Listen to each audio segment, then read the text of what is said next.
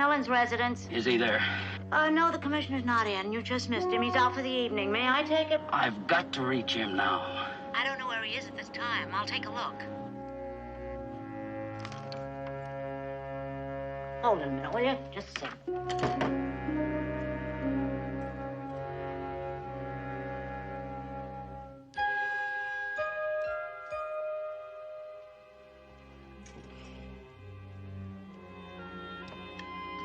Okay, hello again. I'm not sure if he's there. Look, there's no time. You've got to warn him. His number, it's coming up. His number's coming up. I thought you wanted his number.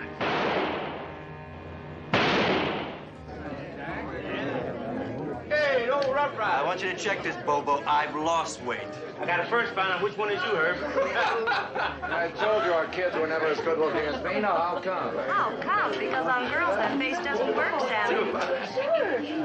You haven't even aged. Well, that picture was only taken 20 years ago. Are you sure that girl is leading a cheer? She looks more like she's making a pass.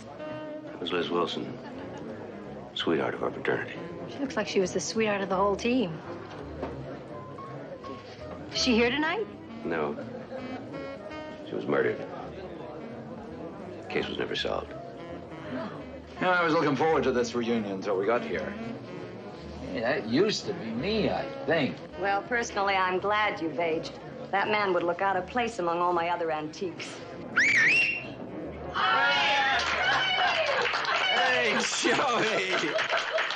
Friends, dear friends, if any of you are interested in what Joey Germain looked like 20 years ago, voila! No. E.C., yes, gorgeous, absolutely gorgeous, and remains so to this very day. The following statement is the opinion of Mr. Joey Germain and is not necessarily the view of the rest of the planet.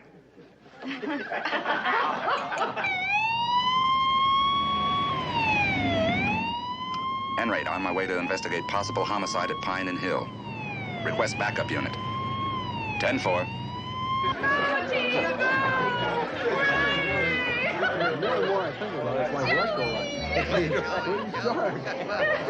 Ladies and gentlemen, may I give you Boom Boom? After all, she gave herself at almost every opportunity.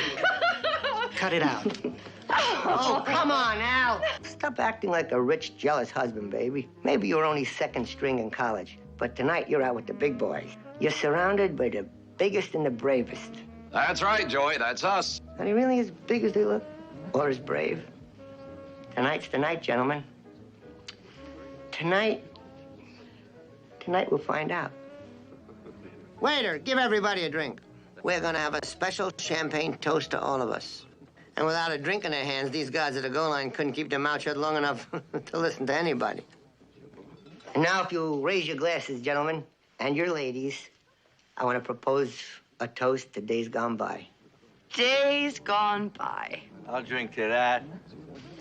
I don't like drinking to your past. I wasn't even a part of it. Tonight should prove you didn't miss a thing. I've chosen this occasion, our team's 20th anniversary, for a very special announcement. Well, what is it, Joey? This is the farewell appearance of Joey Germain. Tonight you see him, tomorrow you don't.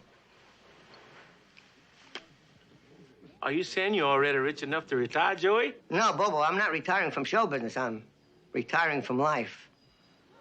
My doctors gave me the bad news last month. First, I thought he was kidding. Then it reached me. I started doing a lot of thinking. I made up my mind one thing.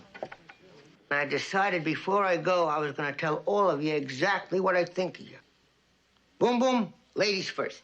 I'm going to start with you. After all everybody else did. Come on, Joey, lay off. Lay off? Bobo, your language. The lady. Oh, I forgot you're the captain of the team. No one ever spoke to you that way before. All right, that's enough. You're no judge, Mac. You never did appreciate my humor. But then again, you never had to act foolish so that people would notice you.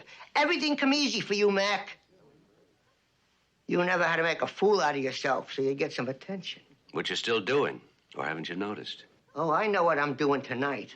I know exactly what I'm doing. Yeah, I may be going down, but I'm going to take the rest of you with me. Heroes. Well, all you heroes, haven't you figured out yet why I asked you to be here tonight? Why I invited you? This may be my farewell appearance, but it's also yours. Those drinks you've been swilling down all night, they should be starting to take effect about now. Always wanted to know how a hero faces death. You might say it was my final wish. I advise you all to stay where you are. You want to last a little longer. Movement makes the poison work that much quicker. Poison.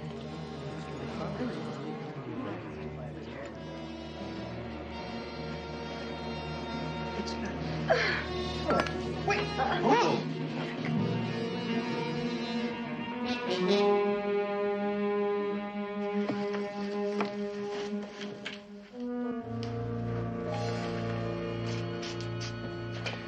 Sally. I am calling the police. You may be ready to die, but I've got a few things to look forward to, like my 20th reunion. It's all right. All right, we've been poisoned. We've got to call for help. No, that's just exactly what Joey wants us to do.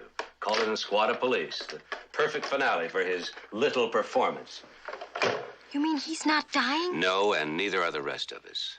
Not even Boom Boom? That's one of the oldest tricks, using accomplices. And I'm sure she was drunk enough to go along with it. And hates herself enough to put up with the insults. Oh, Mac, that's terrible. I warned you Joey's wit was deadly. Well, I'll never accuse you of exaggerating again.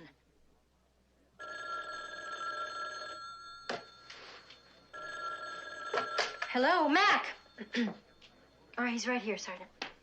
You may not want to call the police, but they're calling you. Sergeant Enright. Yeah, Charlie. What happened? When? Hey, you know, Frank and Dottie, they haven't been getting along too good. She complaining that he's never doing anything, don't help around the house, so he goes down the basement to fix a gas leak, lights a candle, and boom! It blew the two of them right out through the wall. That's the first time they went out together in 20 years. I assume the police are on their way, Commissioner? Mac, you weren't worried about poor little me. I'm afraid I have some bad news for all of us. There has been a death. Who, Mac? Wally Dixon. What is this, Mac? Payback for my little joke? Sorry, Mac, but when it comes to comedy, you're not in my league. No, we're in my league now. Wally was murdered, shot to death in a phone booth.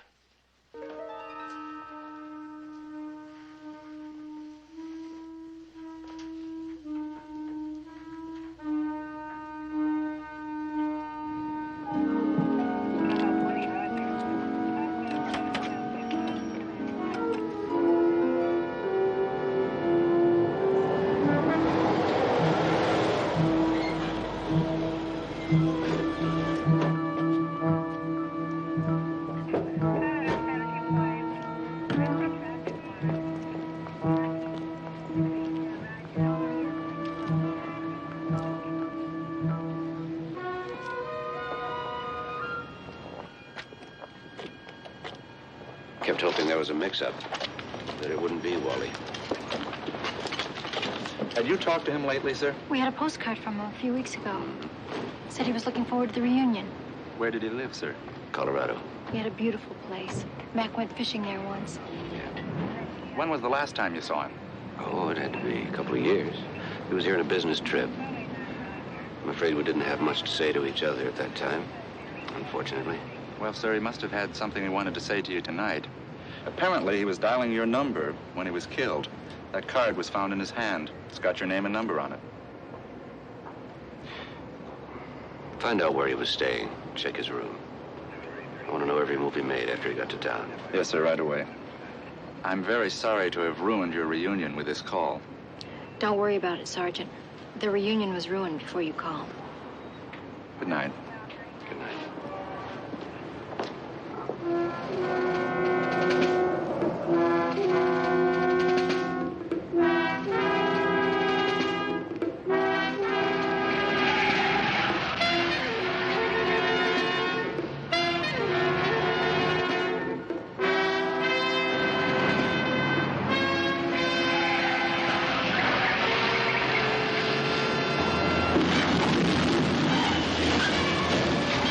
He didn't leave his name. He just said he wanted to tell you that your number was coming up.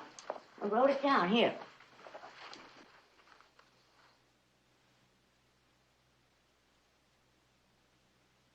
Hair's a crime. Loose top awning? Was that what he said? Boy, that must have been some reunion you guys went to tonight. What'd you have to drink? The usual. A little champagne, a little poison. Yeah, you don't have to talk to me about catered food. Mildred, the note.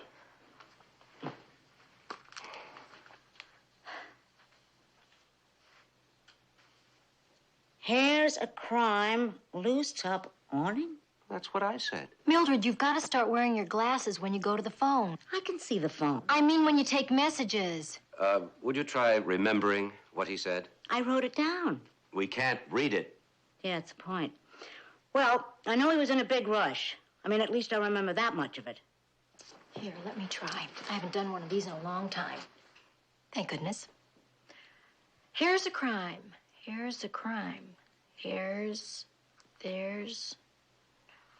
There's no time? Well, that's it. That's what he said. There's no time. Of course, it's so simple.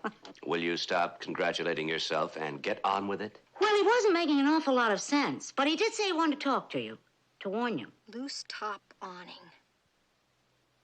Loose top awning. You've got to warn him. There's no time. You've got to warn him. Mrs. McMillan, you are terrific. I mean, really terrific. You should have been a policeman. Is that all that he said? Here's the note. You can read it for yourself, you know. Of course, he did say your number was coming up, but I didn't want to put that part down. Why not? Well, you wouldn't want me to leave any incriminating evidence lying around the house, would you? Mildred, what are you talking about? What incriminating evidence? Oh, listen, I'm reasonably sophisticated. I mean, I read all the papers, I watch a little TV, and I know all about corruption in higher places. And if the commissioner is mixed up in a little numbers racket, well, nobody's going to learn about it from me. Thank you, Mildred. I appreciate that. You do? Certainly. With prices going sky high, I have to cut down on a few luxuries, like get rid of a housekeeper, or else find a little extra money. Enough, Mildred. He's just teasing. Are you? Yeah. Oh, well, that's a relief. You really thought he was in the numbers racket? Well, in these times, why not? I mean, after all, he's just a police commissioner.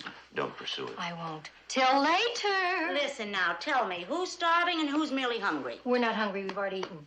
No, catered food. I ask you to stay away from that stuff. No, it was room service in the hotel suite. Even worse. I'm going to make some sandwiches, a little hot soup. Get your food and breakfast. Hello? Yeah, Bobo, we're waiting for you. You what? How serious? We'll be right over. What is it?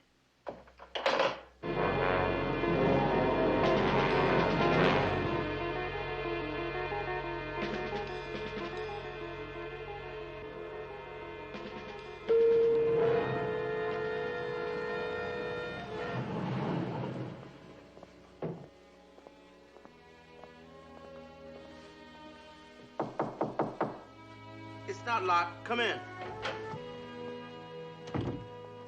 Oh, I knew I shouldn't have called you. Well, you didn't have to come. It's just a scratch. Yeah. Just like Max said, a lot more than a little scratch. Which is why I brought Florence Nightingale. And she'll have you in traction if you don't keep an eye on her. Well, a girl has to keep in practice. You know, that car practically ran me down. It was like playing USC all over again. You mean that car actually drove up on the sidewalk? I should have been more on guard. Guess I lived in a small town too long. Since when is Omaha a small town? At least they don't come on the sidewalk after you. Well, they don't make a habit of it here either. Mac? Hmm? The dead man. Was it Wally? Mm-hmm. Any ideas why? None. His wallet was found in his hip pocket. Plenty of cash in it. Well, do you think there was any connection between him and the rest of us? No, Bobo, relax. Joey's bad joke just made you a little jumpy, that's all. Jumpy? I feel like I'm taking my life in my hand every time I go outside. I'll do my best to make you change your mind. Oh, Mac, it wasn't your fault. It was just a lousy reunion. Half a dozen of the guys didn't even show up. And I thought we were all gonna make it. I think some people just don't like looking back. Yeah. I guess I'm just missing George. Yeah, I was sorry to hear about him, too. You know, he called me from Cincinnati a couple of days before it happened. We were gonna share a room together. Man, he was really looking forward to seeing all the guys again. What happened? Actually, it was a lot like what happened to Wally. He was mugged, too. They didn't take anything from him either. Hey, Bobo. Why don't you stay with us till after the reunion? What a great idea. We've got plenty of room. Look, it's only a scratch. Bobo, this bandage has to be changed every 24 hours. Okay, but I can't give up this room. As old George would say, I paid for it, and I'm going to sleep in it. Boy, was he tight. Can you still hang on to him, Mac? Anything you can do. I want you to know that you married one of the best receivers we ever had. Yeah, I thought I got a good catch.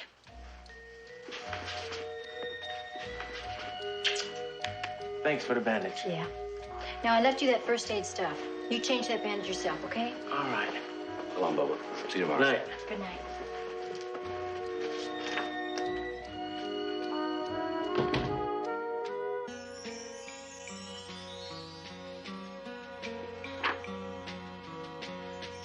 Mac, we've really got to do something to get this reunion off the ground. I'm glad you suggested it. What'd I suggest? A party tomorrow night at our house. What a good idea. And all mine. You know that Bobo's a nice man. He never married? He was in love with Liz Wilson. I don't think he ever got over it. The cheerleader that was murdered? Mm-hmm. Were they engaged? No, she was the kind of girl who never promised anything to anybody. Oh, that kind of behavior can get a girl in trouble. And did. A lot of people think a secret lover killed her. That's why I always say yes. What a good idea. And all yours.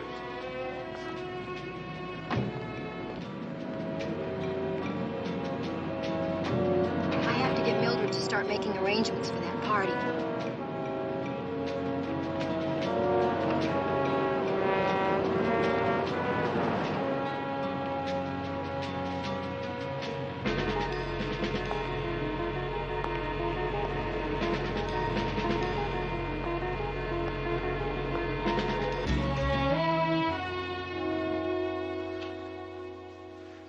Boy, what would be better than a good night's sleep? Nothing. I couldn't bear to hear another voice. Have you even thought about the carpets and the draperies? No, I hadn't thought about them in months. Why? Well, if we're going to give a party in this place, they have to be cleaned. Don't you keep them clean? Commissioner, please, this is woman talk. Excuses, please. Can't we talk about this in the morning? I have to start cooking at dawn. Mildred, I don't think anyone's going to notice the carpets or the drapes. Some of these people haven't seen each other in 20 years. Well, that's exactly my point. The commissioner has come a long way since college, and these people expect something from a man in his position, and we have to keep up appearances. Yes, Mildred, but with your cooking, no one will look at anything else but the table. Well, you're the boss. Took the words right out of my mouth. Good night, Mildred. Listen, we haven't even discussed the menu. Discuss it in the morning. It can't wait till morning if I'm to do any comparative shopping. Forget about the comparative shopping. Oh, forget about it. Well, that's easy for you to say. You who left a high-paying law practice to take a low-paying job with a long title, and I'm the one that has to live with the budget. But that's my job, and I accept it. I'd stop for compliments, but we don't have time. Mildred, please. Can't we get just a little sleep? Could you turn out the light on your way out, Mildred? Forget comparative shopping. With halibut ranging in price from $1.78 to $2.89 a pound? You're going to serve halibut? No. But as the halibut goes, so goes the shrimp. I better go down now and start comparing prices. You're going to go downtown tonight? No. Downstairs. There's a new TV channel. They give you comparative grocery prices all night long. You wouldn't believe the price range on T-bone steaks in this town. Will you get out of here? Right, Commissioner. Just leave the entire thing in my hands. It will be the best buffet that money can buy in all of San Francisco. And rest assured that none of your old friends will know what a low-paying job you have.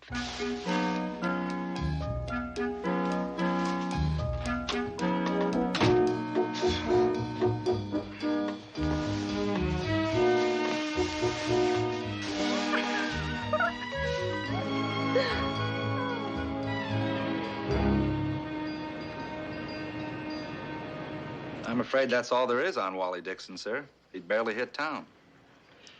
Do you think there's any connection? Oh, between Wally's death and what happened to Bobo? Yes, sir.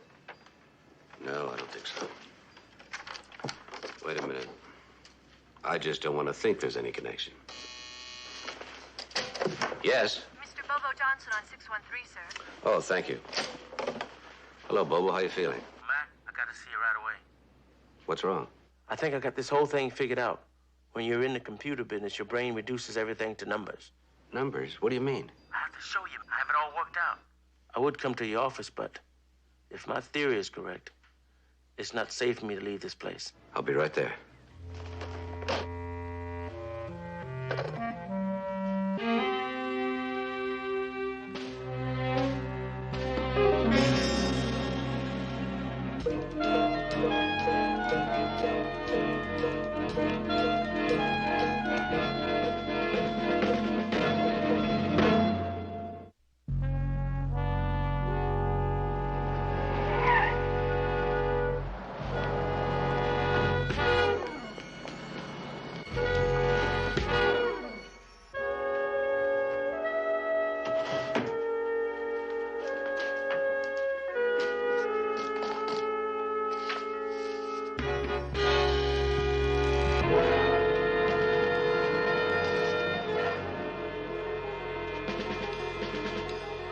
I might have known, but I didn't. You were the last on my list.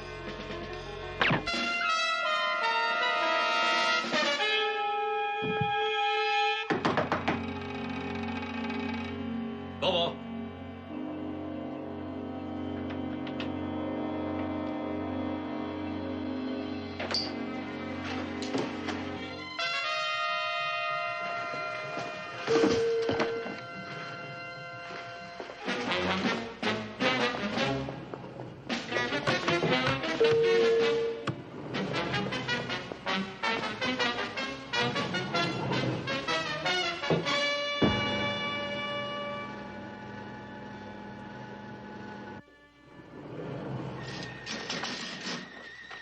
Susie, come on. I hate elevators.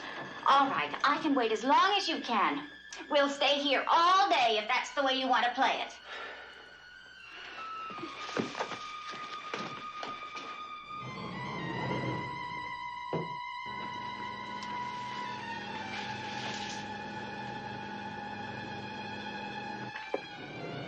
Bye.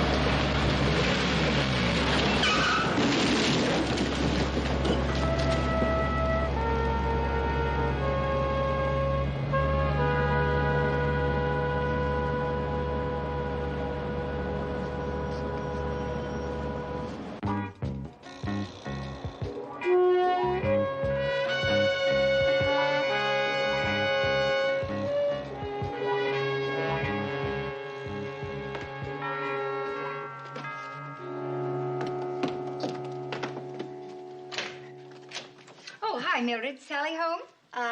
No, I don't think she's here now, but I'll tell her you called, Mrs. Crenshaw. Hi, Carol. I just got back, Mildred. Right. Well, welcome home. Yes, I guess I didn't see her come back. Come on in, Carol. Sally, why didn't you tell me that you and Joey Germain were intimates? Intimates? I just met him. Well, that counts. Now, why didn't you tell me? How did you find out? How do you suppose? The hard way. I read it in the morning newspaper. And there was a picture of Police Commissioner McMillan and Joey Germain and my darling Sally. And it was all about your 20th reunion or something. Mac's 20th reunion or something. Oh, well, who counts? Well, anyway, I'm furious with you.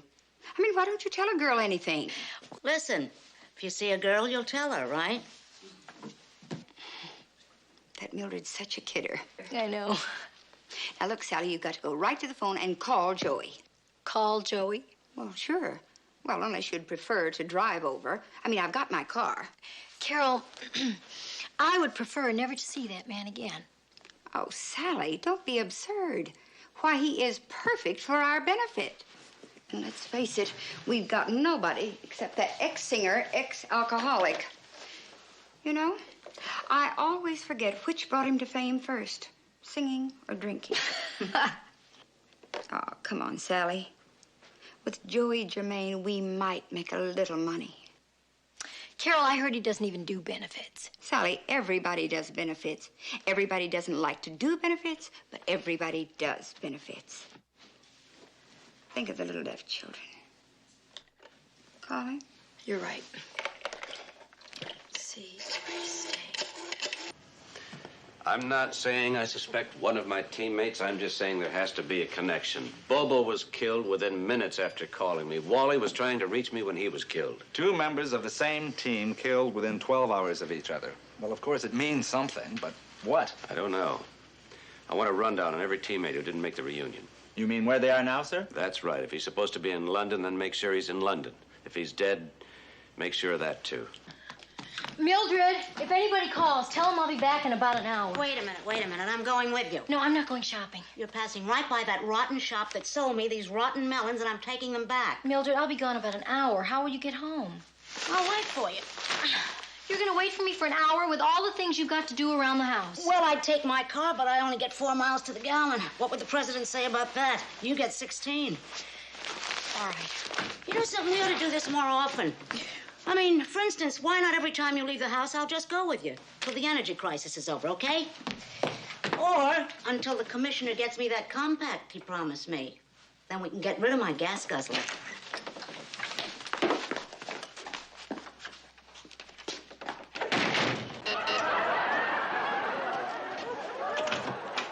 Hi, Joey.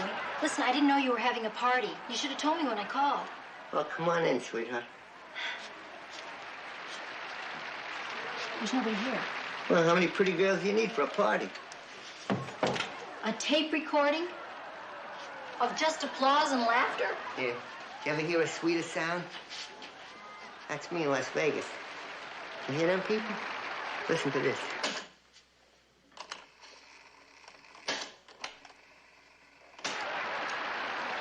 Chicago. That's Chicago. Listen to that. Listen to this one. That's Lake Tahoe in the middle of a blizzard, and they came from all over. The people came from all over to listen to me. Listen to them people. What can I say? Well, you might say congratulations. Congratulations, Joey. Well, now that I've heard it, can we turn it off? Off? Never off. Maybe I'll turn it down a little, but I never turn it off. Hey, how about a drink, sexy? No, thank you.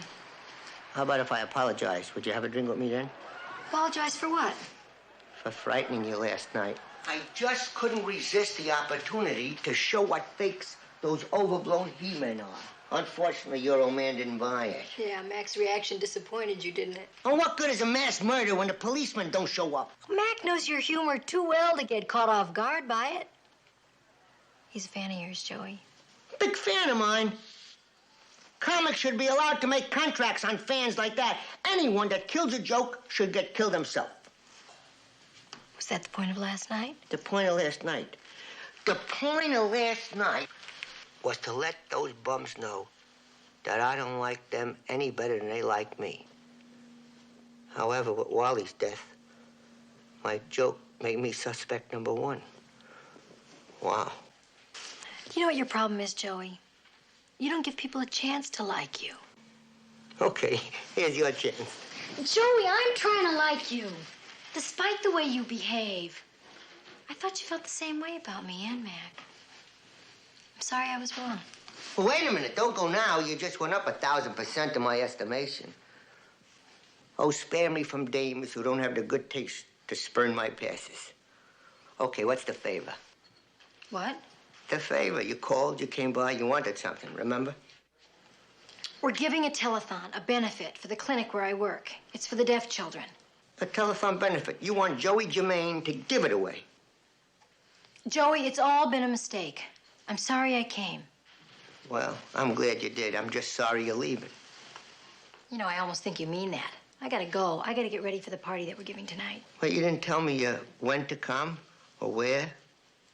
Tonight, 6:30 at our house. Not to the party.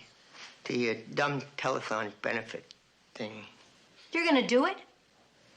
Well, I figure if you can give 3-4 days a week for deaf kids, I ought to be able to give one night.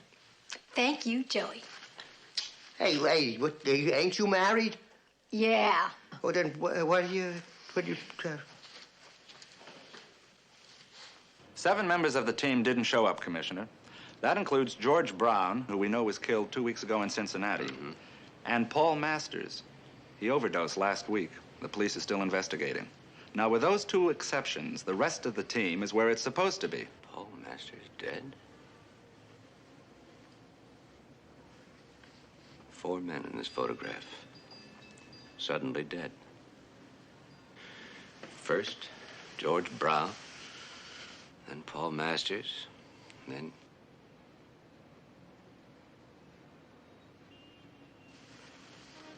George Brown, Paul Masters, Wally Dixon, and Bobo. Well, of course that's it. What's it, sir? The lead Bobo gave me. Of course he'd seen it. He worked with numbers all his life. Look. George Brown, number 11. Paul Masters, number 17. Wally Dixon, number 24. And then Bobo, number 28. The team's being murdered in numerical sequence? You don't have to be a mathematician to figure that out. Although Wally did teach math. He could have known about George and Paul. I knew about George. So when the killer went after him, well, that's why he was trying to call me. But, Commissioner, why would anybody kill an entire football team in sequence? Who'd even remember the numbers after all these years? Anybody connected with the team. Your number is your name when you play football. The coach may forget your name, but he never forgets your number. Where is that coach, anyway? Well, he died about 10 years ago. Now, if my theory is correct, number 35 is next. That's Sammy Warren. Let's put out a 24-hour guard on him. Yes, sir, right away. By the way, Commissioner, what was your number? 38. Well, are there any other numbers between 35 and 38? None. My number is coming up, as Wally pointed out.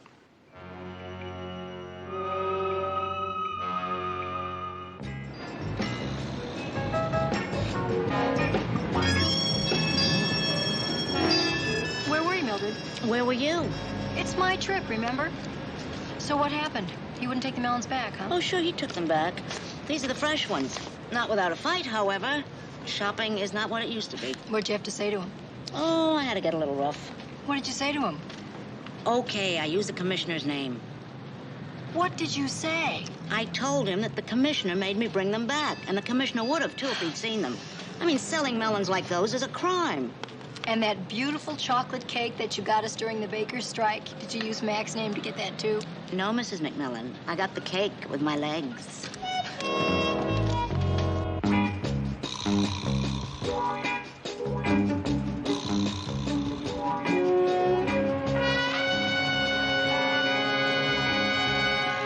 Any word on Sammy yet, Enright? Sorry, sir, but we still haven't been able to locate him. He and his wife seem to be out sightseeing. Well, keep trying. We have to find him first. Yes, sir.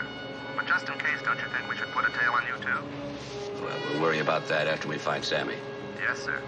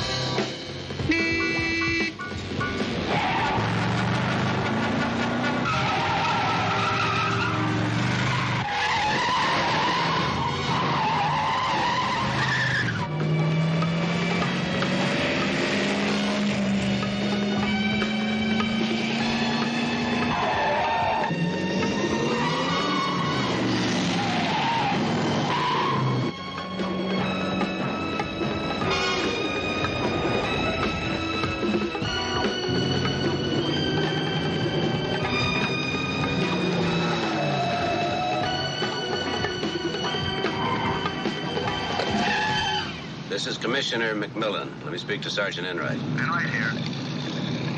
Any word on Sammy yet? Commissioner, we just talked a couple of minutes ago. Well, I thought you should know if you find him now and he's okay, we've just blown our theory. How's that, sir? Because I found our killer. Where, sir? Right behind me.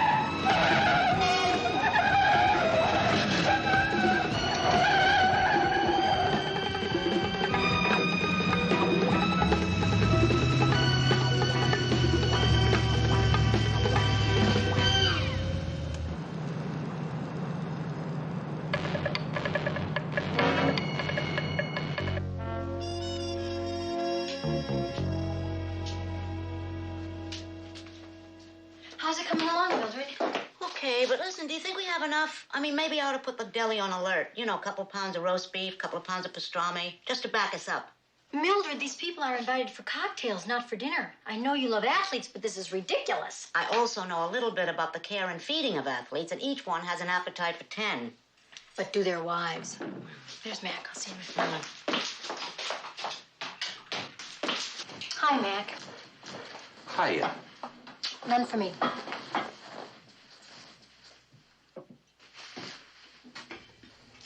I'm really sorry about Bobo. I tried to call you today. I thought maybe we should have canceled this evening. No, I'd rather have everyone together. Then there is a connection. I'm afraid so. You know, I think Bobo had the feeling that his number was up last night. His number was up, and your number is coming up. Are you sure we're talking about football, Commissioner? Mac, are you saying that the members of the team are being killed in sequence according to their numbers? Well, whose number's after Bobo's? If my theory is correct, it's Sammy Warren. He's number 35, so I've ordered a 24-hour police protection for him. 24-hour police protection? Mm-hmm. Better double up on the guacamole. 35, your number's 38. Does that mean you come next after Sammy? We don't know what the killer is doing yet, so we'll catch him. Don't worry. Do you think he's going to try anything at the party tonight? No, I don't think it's likely that anybody would kill a whole team at once, except Joey Germain. Then Joey is a suspect. Everyone on the team's a suspect. Only Joey's the least likely. Anyone who announces his motives publicly and then stages a mock demonstration isn't likely to have done it. Well, I'm glad. Oh? I thought you were through with Joey after last night. Why the change? He agreed to do a benefit for our charity. Well, that's his most suspicious move so far. Well, he said he wasn't going to do it for charity. He said he was going to do it for me. That explains everything, doesn't it? Yes, I thought it did. You know, he could be just a nice guy who doesn't want anybody to know it. He doesn't have to worry. No one does. What about Al Parkins? What about Al Parkins? Well, he could have a motive if what Joey said about his wife Boom Boom is true. Her name's Helen.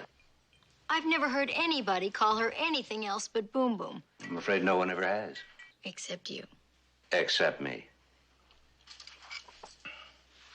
Well, is it true what Joey said? Yeah, Al has a motive. But then so does Boom Boom. I never think of a woman as a murderer. Oh? Isn't that what women's lib is all about? Seeing women as everything? You know, we better get dressed. They're going to be getting here soon.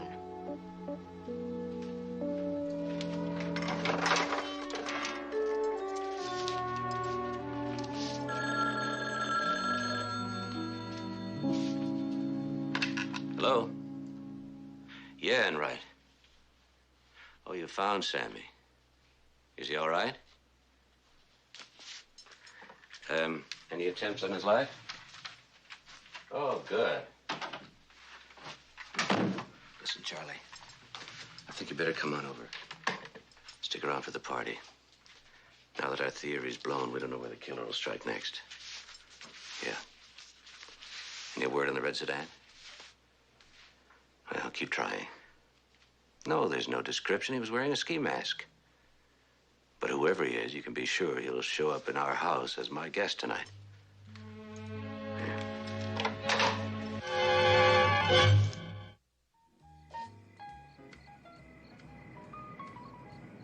You know, that's the best pass you ever made. Well, the funny thing about that, you see, I was supposed to get the ball and hand off to the left. I was supposed to hand off to the left, you know? Ah, thank you. And then I just kept the ball to myself, you see. And Mac was Blue Room looks like a walking ad for Elle's jewelry store. Thank you. Then when you caught that ball, what can Sammy? I went wild. Oh, man, so did I. Ooh, more meatballs. Fantastic. I thought you were on a diet. Yeah, well, I am. But with one exception, when I'm around your cooking. Oh, well, in that case, try the pate. It's an old family recipe. Hi, Sergeant. Hi, Joey. Hi. I was beginning to think you weren't coming. Well, after last night, I don't know if I can ever face that team again. I wouldn't worry about it, Joey. Most of these people can't even remember this morning, not to mention last night. I get that way plenty myself sometimes. You were the team manager, weren't you? Yeah, I was, and look at me now. I can't even manage myself. What was your number? Number? Managers don't have numbers, just the big shot players. Why do you ask? Oh, I was just curious. But if I did have a number, it would have been number 1. That's the only number Joey Germain will settle for. Numero uno. That's me, sweetheart. Come on, numero uno. I'll get you a drink. I hope we got a big one. Yeah, come on. I'm sorry you couldn't find us this afternoon, Mac. What's the trouble? I want to put a couple of our men on you, Sammy. They'll be waiting outside when you leave. You mean police protection? Mm-hmm. Now I really am frightened. Why me? Well, if there's a sequence to these murders, and so far there seems to be, your number's next. We were out all day and nobody tried anything. Of course, I did have my hair done late this afternoon. What about then, Sammy? No, nothing. I just waited for you. Where did you wait? Well, where husbands usually wait for their wives, in a bar around the corner. Maybe the killer stopped with Bobo Mac. Maybe he's not after the whole team. No. But there's the possibility that he skipped Sammy. Why do you think he'd miss Sammy? Who's next? I am. And I thought the only thing we had to dread this weekend were the prophecy papers. Prophecy papers? You mean Mac never told you about the prophecy papers? No. Oh, Mac, what secret do you have to reveal? What are they? Oh, a bunch of us got together at the end of school and wrote prophecies about what the next 20 years would hold for us. Only now, 20 years later, I don't even remember what I wrote. I remember the questions. How much you're going to be worth in 20 years? How many times will you be married? What's your wife going to look like? Do you mean to tell me that they're going to read those prophecies out loud at the banquet tomorrow? For all to hear. And if you think Joey made fools of us last night, wait till you hear what we do to ourselves tomorrow. Well, is there any chance of getting an advanced look at those prophecies? Not until tomorrow. Exactly 20 years later. They're in a vault in the bank. Mm-hmm. Do you remember any of your answers? You're not going to hold me accountable for something I said 20 years ago, are you? Well, that depends. On what? On what you wrote 20 years ago.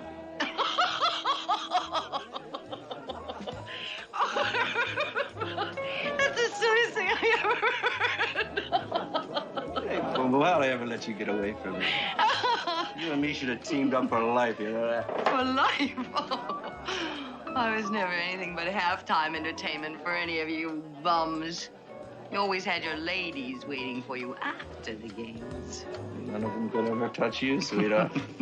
But they're the only ones. Everyone else sure did. That's because you were so sweet and so accommodating, Boom Boom. Because you always made it so easy for us. Yeah. That guy better be careful who he's fooling around with. Her husband is very jealous, and I happen to know he's carrying a gun. Yeah, well, we know that, Mildred. He's a jeweler. He's got a permit for it. I've been married 3 times. Yeah. My third wife just walked out on me last month. Just when I was planning this trip. You're the only woman in my whole life I don't regret.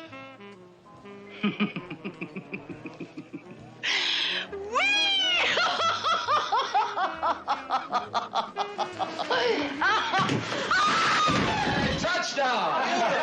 Well, it's hard to believe you never made the first string. That's enough. What's the matter, Mac? Can't you wait your turn? Nobody stops me tonight.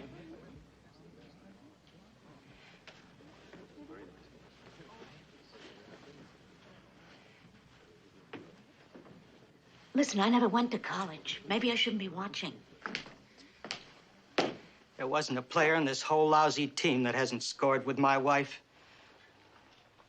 Now it's my turn to get even. Stay where you are! Don't move! Anybody got an idea what it's like to live with a woman a whole team has left behind? Tonight you're gonna find out. Sammy, you have two choices. You could either have your wife back used like mine or dead like Liz Wilson. Yeah. Oh, you're mad at me. Why are you taking it out on Sammy? Come on, Al. Come on down. Stop him, Sammy. He means it. You heard him, Mac. He's not kidding. I know. That's why you're staying here. Al. Give me the gun. Take one more step, and I'll really give it to you.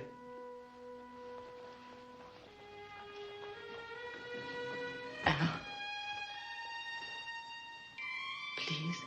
Oh, man, I'm sorry I started all this. You didn't have. I did. A long time ago. Al? Al? You were never like the others. Never. Don't change now. Please, honey.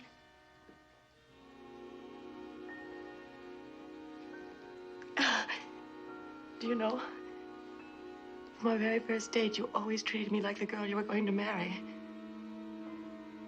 I'm proud to be married to you, Al. Really proud. And I know you feel the same about me. Don't you, honey? Don't stop now. I'm begging you.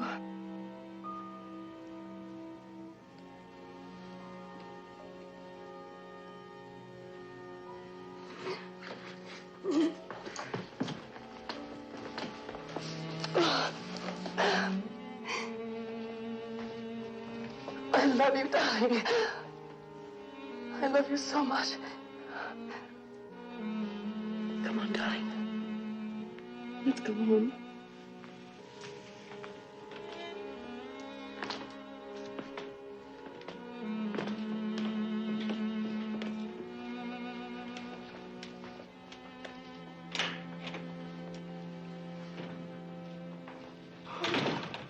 Hey, where's the whiskey?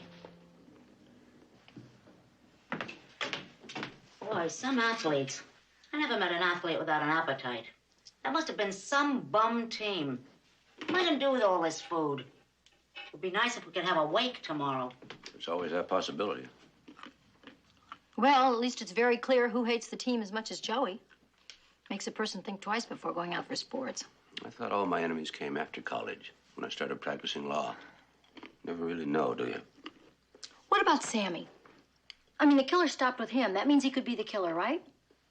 Well, why would he kill in sequence and then skip himself? Well, why would he kill in sequence and include himself? Maybe he deliberately made himself the obvious suspect, like you said about Joey, thinking that you'd never suspect the obvious. I suspect everybody. When one person is killed, you've got one motive. But the whole team, the motives are endless. You know, you may just have something there. One person. One person? It's not one person. He's out to get the whole team. Yes, but suppose he really only wanted one person. He's already killed 4. Well, maybe that was just to disguise his motive. Do you mean that he really only wants one person dead? That's possible. Killed the rest just to confuse us. Well, how can you tell which person he had the real motive for killing? That's the problem. And for that matter, the one he wants dead may still be alive. Oh, that's a cheery thought. I was thinking we might have another party tomorrow, Mrs. McMillan. This time for your friends, people with appetites. Like that adorable Mrs. Crenshaw. I think that would be a great idea, Mildred, except tomorrow is taken. You see, tomorrow I am going to find out exactly who Mac was really going to marry. Did I miss something? I mean, did something happen here tonight beside what happened here tonight? Is there somebody else? I think that's my question, Mildred. And the answer is yes. Well, personally, I'm not surprised or shocked. I'm stunned. All I did was make a wish, Mildred, and that was 20 years ago, long before I ever met Sally. Only I made the mistake of writing it down. And tomorrow, at the team banquet, it's going to be read out loud. Well, no point holding it till tomorrow. Why not tell it all now? Frankly, I've been braced for it since the day you married her. Tell me, Commissioner, what is the time limit on annulments? About the same as the statute of limitations, I hope? Come on, Commissioner, what'd you write? I can't remember. I told you it was 20 years ago. You can't remember? How could you forget something so important? Mildred, when one has a dream, and then when one wakes up to find someone much lovelier than any dream lying beside one, well... Oh, boy, what a line. Mildred, the line was meant for me. I kind of liked it. Yeah, well, who can account for taste, right? You know, Mac, if you really can't remember what you wrote, I think you're just about the only one. Well, you can sure tell that Sammy remembers what he wrote. Sally, that's the motive. You've just provided the killer with a motive. The prophecy papers. Of course. He wouldn't want them read aloud. Really wouldn't want them read aloud. In fact, couldn't risk having them read aloud. Well, why would he have to kill to keep the prophecy papers from being read? Because they won't be taken out of the bank until tomorrow, and then only by our president. Who's your president? Well, Bobo Johnson was.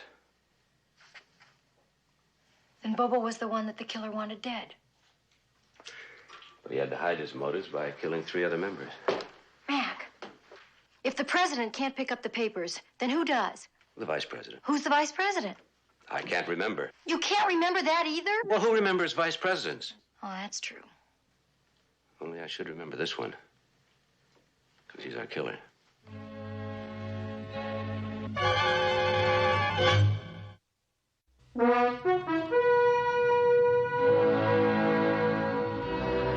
Commissioner, the men won't be meeting at the bank until noon. That's 3 hours from now. What's your suggestion, Charlie? Get a writ. Open the vault, open the box, and read that letter. The letter by itself might not be enough. What we need is a way to trap him. Yes, but how, sir? We've got just 3 hours to figure it out. Oh, yes. Very good, sir. Hi, Mildred. You ready? Yeah. Where are you going? With you. I'm going to the television studio. Perfect. You can drop me off. Where? To save a lot, I've got to return these. How do you return olives? Well, I didn't open them. And anyway, I bought them on consignment. You bought olives on consignment? Have you priced olives lately? You can't afford to buy them any other way. Mildred, I'm in too much of a hurry. Okay. Look, don't worry about me. I can walk. You're going to walk to save a lot? There's 7 hills between here and there. What are you trying to do? Make me feel guilty? I thought you'd never notice.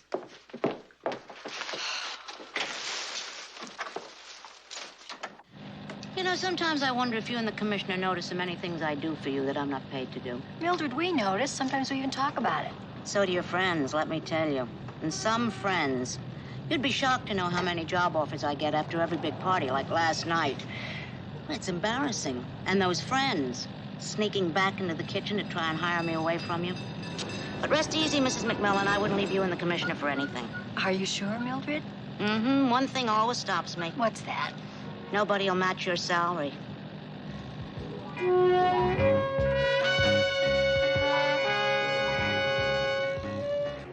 Ready to roll tape. Roll tape. Now, Joey, what we're going to do is we're going to tape your segment now and then insert it later. So it doesn't matter how long you want to make it. And also, you don't have to be funny. Well, I'm always funny. Just like you two are always beautiful. Oh, that's sweet, Joey. I tell you, if they had you in my size, I'd take you in every color. Come on, Carol. We better go. Excuse us, Joey. Now, get on your mark. Stand by for countdown. Countdown. Ready, camera 3. Take 3.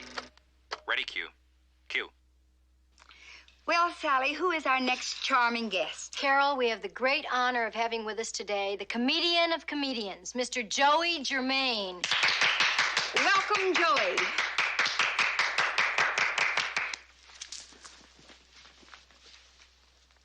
Tough luck. One of them's married to a friend of mine, and the other one's too smart for me. Would you believe that when I was a young fella, I didn't do too good with girls? In fact, I was once in a show on Broadway. Maybe some of you have seen it. In the Broadhurst Theater. That was a long, long time ago. And there was a fella, leading man, across the street, and I said to him, would you make me a date with a girl? He said, sure. And he made me a date with a girl. She was so pretty. When I saw she had a date with me, I felt sorry for her. We met in this little place. She wore a rose. She came in, I looked at her, I couldn't talk. Now with millions of people, I could talk like a son of a gun, but alone with a girl, I couldn't talk. And then I remember Charles Boyer. Never had to talk. He had a vein in the forehead. And when he aimed that vein at a girl, she fell apart. What I needed was a vein. And I scratched my forehead with a fingernail to create that vein, a welt. In my zeal, I went a little deep, and my eye filled up with blood. I tried to cauterize the wound. I took the candle off the table and set fire to my hair. Took half a bottle of wine and put it out. It was terrible. But what I really came here to say...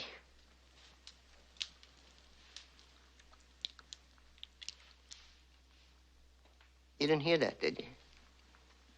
Of course, I didn't say anything. But if I had, there are so many children, adults too, who don't hear what I said. It's the reason for this telethon. To raise money so people can hear, at least with their eyes, and talk, at least with their hands. So let's hear you do something. Let's hear your pocketbook open. Let's hear your coins jangle if all you've got is coins. Let's hear your folding money unfold if all you've got is folding money, or if you can give us some. Or let's hear your pen squeak in a checkbook and send it in. Send it in. And those noises, they'll make you hear a noise. It'll make you feel good. It'll be your heart opening up, which will sound so much like the gates of heaven. Thank you, Joey. That'll do wonders, I know. Hope so.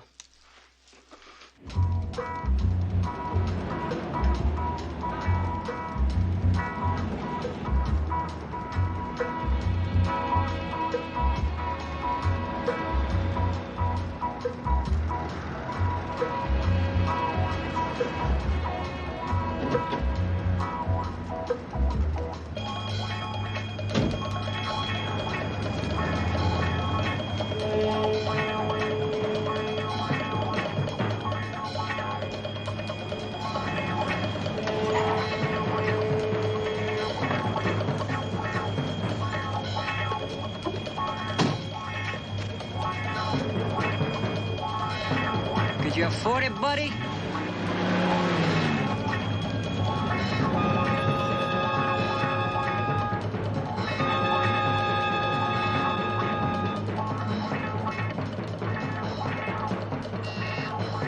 McMillan. They're all inside the bank now, sir.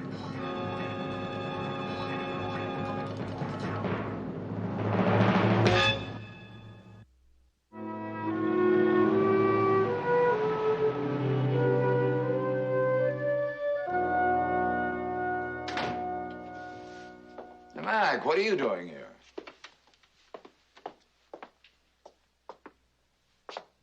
Suppose I ask the same of you. You forgot the rules, Mac. The president, or rather now the vice president, has to be accompanied by the secretary and treasurer. So now it's your turn again. Why are you here? You're nobody. Team-wise, that is. Well, let's just say I'm here to give the prophecies an official escort. Oh, come on, admit it. You're as nervous about yours as the rest of us are. Only no peeking allowed, Mac, not even for a police commissioner. What we really need is an accountant to swear that the envelope has remained sealed. Hey, Joey, How about this? Mac showed up to provide police protection for the prophecy papers. How's that for a laugh? Not so good, but isn't that just like the police? They're always around when everything's fine, and you can't find them when you're in trouble. Yeah, I'm afraid all of us will be happy to leave your fair city, Mac. Yeah, Joey even canceled his act here. In fact, he was already packed to leave when I called him this morning. He was going to skip the luncheon until I reminded him we needed his signature to have the box opened. I even forgot I was vice president. I doubt if you forgot, Joey. In fact, I'm convinced you knew all along what I finally figured out last night. What's that, Mac? That the motive for the murders is in that box. What are you talking about, Mac? I'm talking about a man determined not to have his prophecy read. So determined he murdered 4 people just so he could be in this room to substitute a new prophecy. Well, I'm here because Bobo's dead and I'm next in line, that's all. What about the other 3 murders, Joey? What about him? I'm a comedian, remember? You're the police commissioner. Don't look at me. Oh, I didn't look at you, Joey, for a long time. Because I didn't know where to look. So many deaths had me fooled. Oh, come on, Mac. Now, I'm not looking forward to the prophecies either. I mean, listening to my plans for the future, what a big shot I was going to be. But I wouldn't kill anybody over it, neither would Joey. Wouldn't he now? What makes you so sure he would? I'm not sure. First, we'll have to see his prophecy. Well, you're going to have to wait till lunch because that's when I'm going to read him. I know. Which means that the only time to make a switch would be now, between here and the luncheon. Well, what if I did switch prophecies? I mean, just suppose that I didn't want to be embarrassed either. Just suppose. How could you prove it? How would you even know? The best way would be to check now, to see if you have a substitute prophecy on you.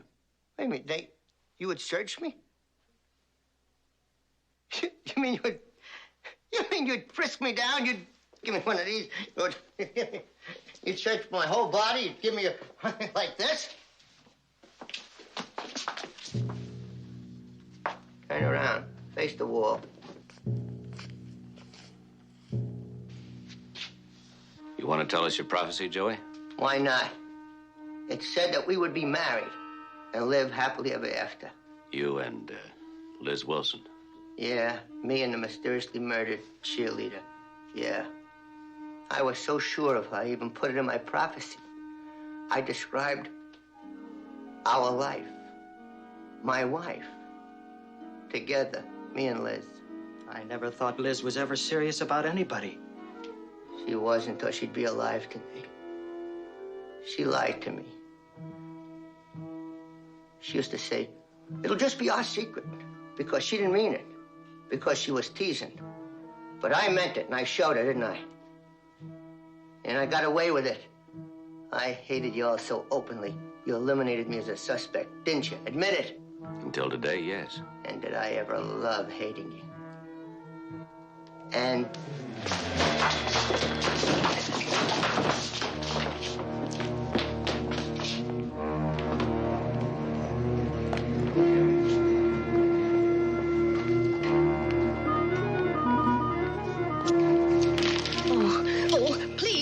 Go, please. You've made a terrible mistake. I'm in new accounts. I don't handle cash. I don't want any cash. Well, of course you want cash. What kind of a robber are you?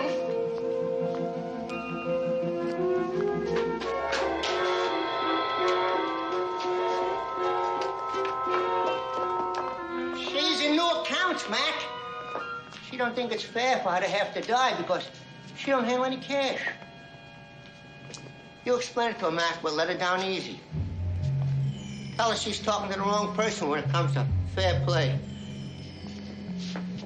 You tell her!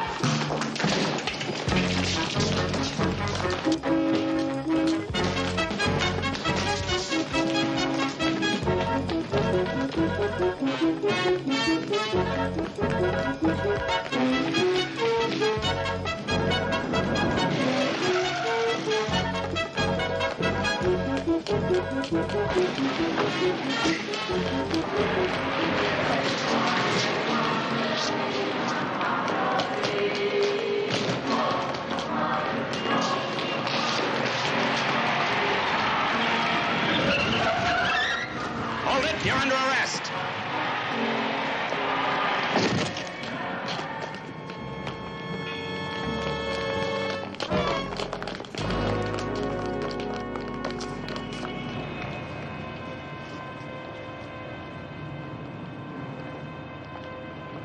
So, where am I?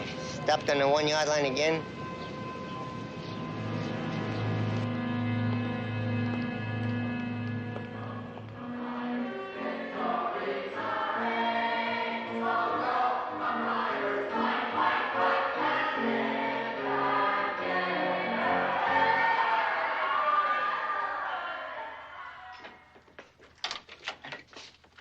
You know, Mac, there's one thing that still puzzles me. If Joey wanted to look like he was killing the team in sequence, then why did he skip Sammy? Sammy's number 35. You're number 38. Liz's arm blocked my number. Made my 38 look like a 33. Which means Liz made a fool out of Joey again, after all these years. Ah, still together, I see. Shall we have a snack to celebrate? Mildred, we just came from a banquet. Oh, a luncheon. A banquet at noon. So have a little something to get you through till dinner. We're skipping dinner. You're skipping dinner? Is this America or isn't it? It was a 7-course meal. And every course catered, and that simply doesn't count. Well, it counts if you ate it. Mildred, Sally and I are going to take a little nap, if you don't mind. Oh, good. That always makes you hungry. Do I take it that you married the right girl after all? Mildred, you should have heard Mac's prophecies. It was wonderful. It described me to a T. But I was a little curious. I wonder if Joey was the only one that had a substitute prophecy in his pocket. After all, you carried those prophecies to the luncheon. Any chance you switched them on the way? Is no one above suspicion? Not even the police commissioner? Well, the police commissioner, maybe. My husband, no. Oh, man. Okay, but just wait until my reunion. Stick to the subject, our reunion.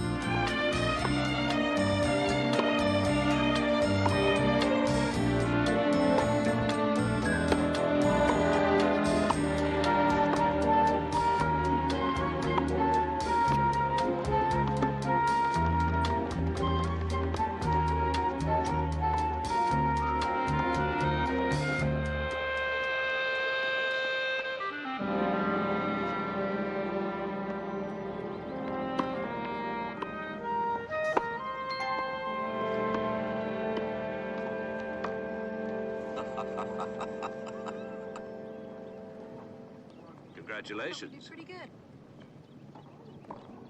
You loved it. You're not going to believe this. Oh, yes. Ilya thinks you're ready for the pro tour. Not yet, but he has told me he's going to take me under his wing and give me weekly lessons whenever he's in town. That kid's going to be born with a tennis elbow if you're not careful. That's a wives' tale. Besides, I talked to the doctor. Plenty of exercise through the 8th month. See, your star's temper's exploded one too many times. I think he needs a rest. Maybe you should visit his homeland. His temper sells tickets. That's what pros are all about. Well, the vote was unanimous.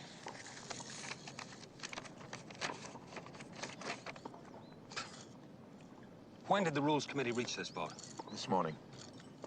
Well, I don't understand it. Your father invites him here and at the same time gets him suspended. My father didn't acquire this 1,000-acre paradise by being predictable. Besides, he's only one member of the committee. He doesn't own it. He owns it, all right. Look, Ilya Ostrov is my livelihood. If he doesn't play, I don't eat. Well, maybe you should look around for another pro, someone who knows the rules of the game. I have been hacking away at pro tennis for 15 years, and now it's finally a big money game, and I've got a big money player. So your father wants to dump me out in the street? I tell you, I don't like it. Mr. Hoffenstein, my father holds his possessions very dearly. That includes his newspaper, this 1,000-acre estate and everything on it. The wild game preserve, his prize cattle, but most of all, beautiful wife. I'm going to talk to the old man myself. Well, however you handle it, don't keep your tennis player in the dark much longer, or he'll read it on the sports page.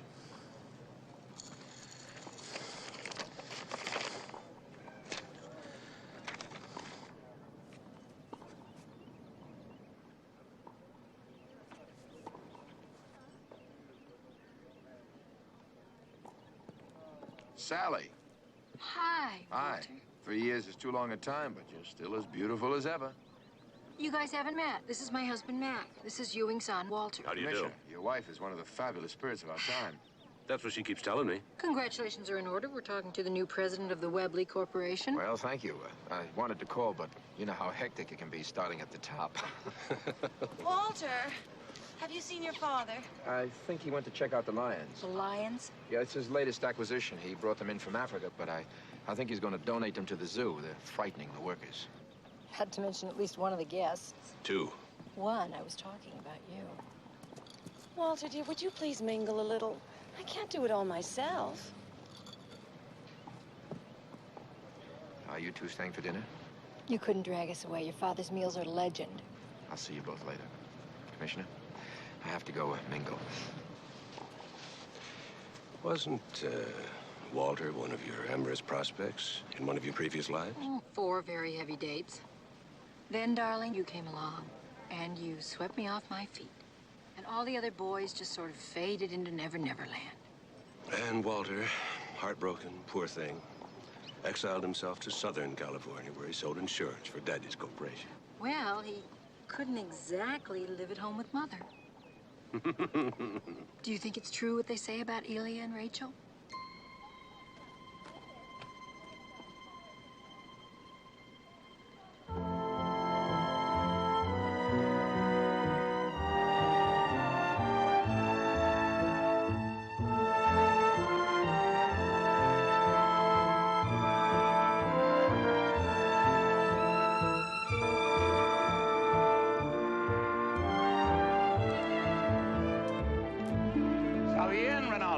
Todo va bien, senor. How's the beef aging? Beautifully. Now that you have installed a new freezing unit, we no longer have to process the private stock commercially. Ronaldo, I've just been checking on the lions. They seemed hungry. They are hungry. We'll have Silverio feed them. Silverio's gone for 3 days now. Gone? Where? Maybe he went back to Caracas. Or maybe he's just taking advantage of the long employment with you. But he has disappeared. And no one else is going to feed those panthers. They're lions, Ronaldo. They scare the herd. I know. That's why we moved them near the house. They also scare the workers, senor. They're caged, aren't they? The men will just have to live with it. With Silverio gone, who's going to feed them? All right, Ronaldo, I'll feed them. It's going to be 37 for dinner tonight. Serve the best Argentine. You must have the top dogs out today, senor. The upper crust of the upper crust, Ronaldo. Oh.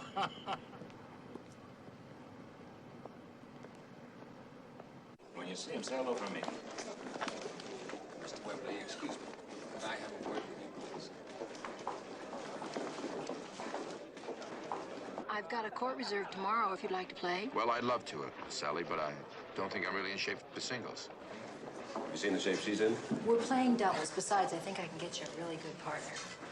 Well, she's just as tenacious as ever, Commissioner. Some might even say pushy. What do you say, Walter? Well, what time? 12 noon at the tennis club in town. I'll be there. Great. Who have you got in mind for a partner? You. Some of us have to work for a living. Yes, but everyone has to take time off for lunch. To eat lunch. I'll bring you a peanut butter and honey sandwich from the house. You can't say no because I've already set Elia as the 4th. Besides, I think that playing with a pro might improve your game. You know, you are pushy. It's a dog-eat-dog world, Commissioner. All right, Spot. Let's go pay our respects to the host. You've had your official notice, Mr. Hoffenstein. I don't wish to discuss the matter further. Sally. Hello, Ewing. Commissioner. Nice party. Thank you. You know, there was a time, Commissioner, when I thought that your lovely wife was going to be my daughter-in-law. I think Walter needs a much younger woman, Ewing. Don't we all? How goes the fight against crime, Commissioner? Oh, it has its ups and downs, Ewing. Well, you know you can depend on my media to support you. Or do I read a complaint in there someplace, Stuart? Well, your blood and gore headlines, you, and They're a little tacky, Ewing. yeah. Well, these are tacky times, Sally. But I'll see that they're muted, at least until the circulation goes down and my stockholders complain. Ewing just loves people. We do this every weekend. Would you excuse me a minute? Elia, where are you going? I'll be back in a moment.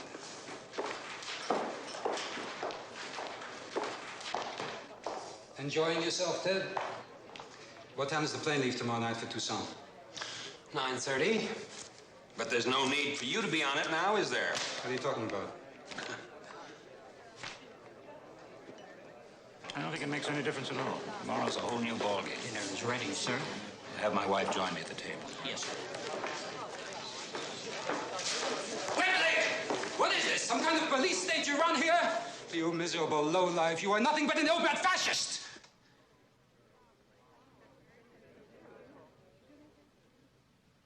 That outburst just nails your coffin shut, my friend.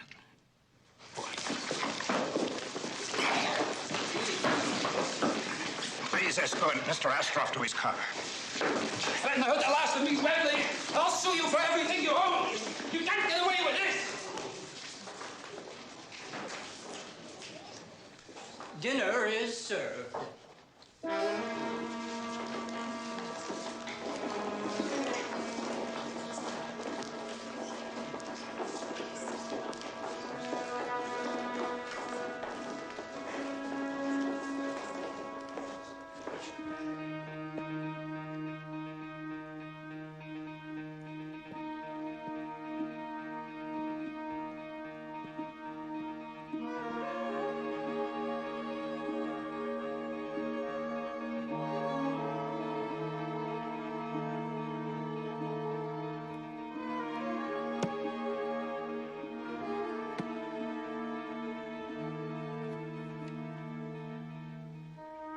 I come to this country because here there is a sense of justice. Ha!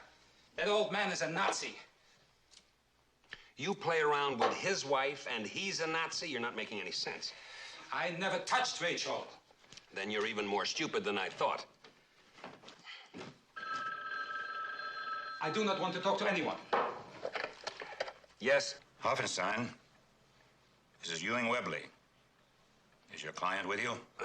Just a moment, sir. It's Webley. He wants to talk. Hang it up on him. You want to play tennis for a living, or don't you?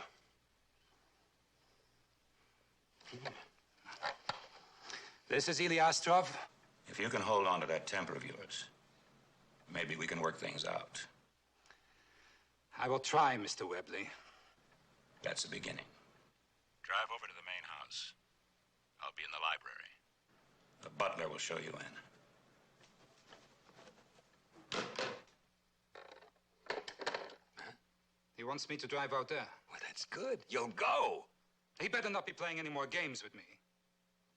Ilya, that old man has been out playing guys like you all his life. Now, you will go out there and you will tell him that your relationship, or whatever you call it, with his wife is over. You will do it as nicely as you can, and maybe, just maybe, we'll get lucky. Now, go on, get dressed.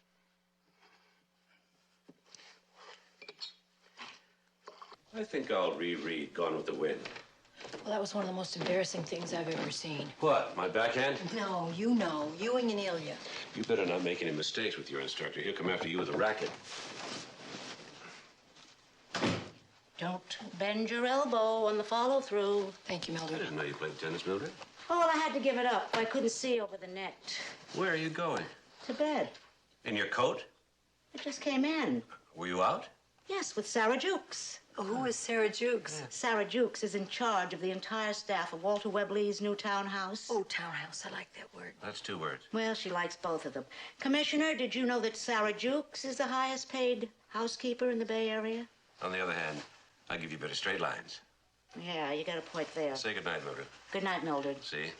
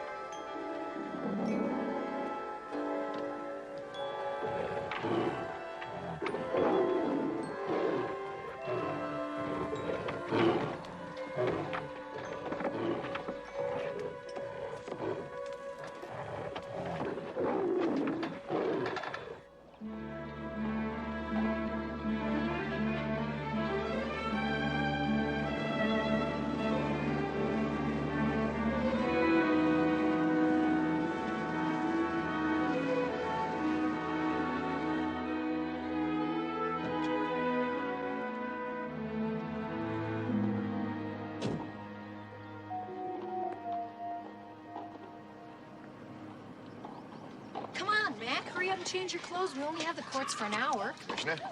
What's the matter, Mac? Walter, I have some bad news for you, I'm afraid. Huh? It's about your father. He's dead. How? I don't know. Would you like to go out to the ranch with me? I'd like to go too, Mac. Fine. Where's Elia? I don't know, he's late.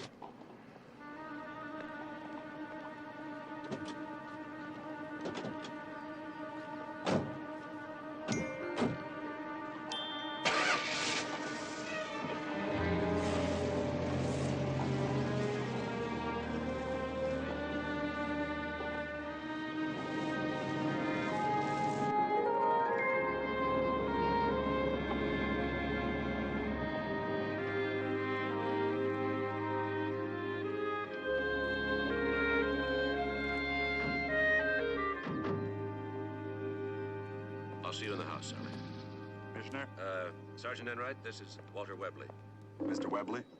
Sergeant. Cause of death established yet? Yes, sir. Yes. Commissioner, the cause of death was the result of being eaten by lions.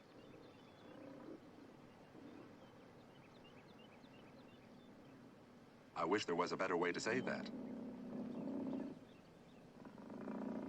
Well, how can you be sure it was my father? Well, we found a shoe, some personal belongings, and a few pieces of cloth, which the butler said were the clothes that your father wore last night.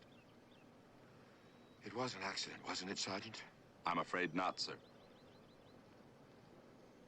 Well, do you know who did it? No, sir.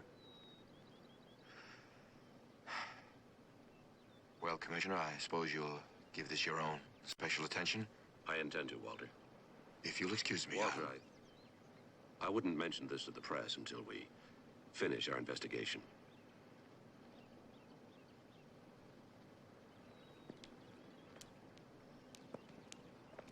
A shoe, a piece of clothing?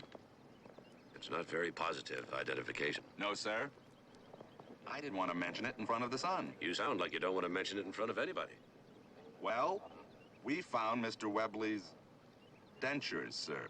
His dentures? Yes, sir. The dentist has already verified them. Well, who found them?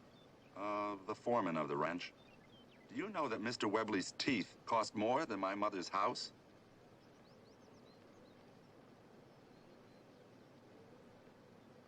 Any idea how he ended up in the lion's cage? Yes, sir, I think so. You notice the scuff marks in the sod? Well, it looks as if Mr. Webley was dragged all the way down here. Whether he was alive or dead, we don't know. Why would the killer put him in a lion's cage? So the lions could eat him, sir. Of course, if the killer was trying to make it look accidental, he didn't cover his tracks very well. That's what I meant. It may be tougher to prove murder without a body, but how would the killer know that the lion would eat him beyond recognition? Well, the person who looks after the lions was away for several days. Those lions were awfully hungry, sir. And according to the foreman, Mr. Webley himself was going to feed the lions last night. Well, he did do that, didn't he? Yes, sir. Oh. Now, you can see further signs of someone being dragged along here. See the shoe marks? And there are more marks up here, sir. Have you talked to anyone in the house? Well, the butler said he was up till a little after midnight when a Mr. Astroff arrived. Astroff? Yes, sir. Mr. Webley was expecting him. The butler told you that? Yes, sir. Mr. Webley told him to wait up until Astroff arrived and then show him into the library. What have you got, Harrison? Nothing much, sir. A splotch of blood on the chair. No weapon. Someone tried to make it look like there wasn't any struggle. But the blood hasn't been here more than 12 hours. Hello, Commissioner. Oh, Rachel. Rachel, this is Sergeant Enright. How do you do? What happened last night, Rachel, after we left? I don't know. I knew Ewing was upset, so after the guests left, I went right to bed. What was he upset about? Me. Because of Elia? I told Ewing it was nothing, but he wouldn't believe me. Elia came back here last night, Rachel. I know. Clifford told me. Clifford? Our butler. Did you hear anything unusual? An argument, perhaps? I took 2 sleeping pills. Yeah, what about you, Walter? Did you hear anything? No, I didn't spend the night here last night. The vases. The vases are missing. Those drab old things, Walter? Those drab old things are Ming Dynasty and worth a small fortune. Rachel's idea of a work of art is a $1,000 bill. You would never talk to me like that in front of your father. Commissioner, I'm sure these vases were up there last night. Yes, well, if you see anything else missing, Walter, why, be sure and report it to Sergeant Enright. Excuse me, sir. When you have time, I'd like to go over this list of your employees with you. Certainly. But you won't find the killer on that list.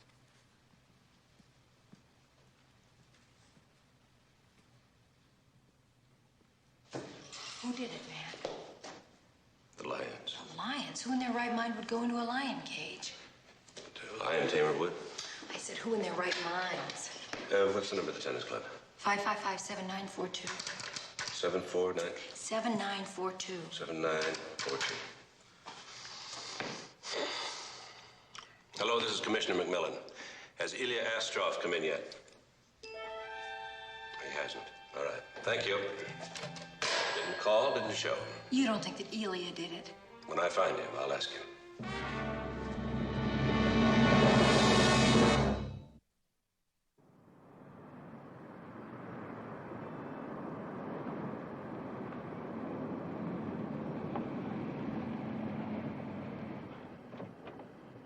He said he'd call me right after the meeting, but I haven't heard from him yet. You're sure it was Ewing Webley on the phone? I'm positive. I have a key.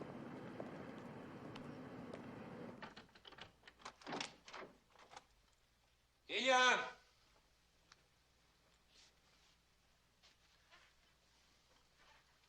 Ilya?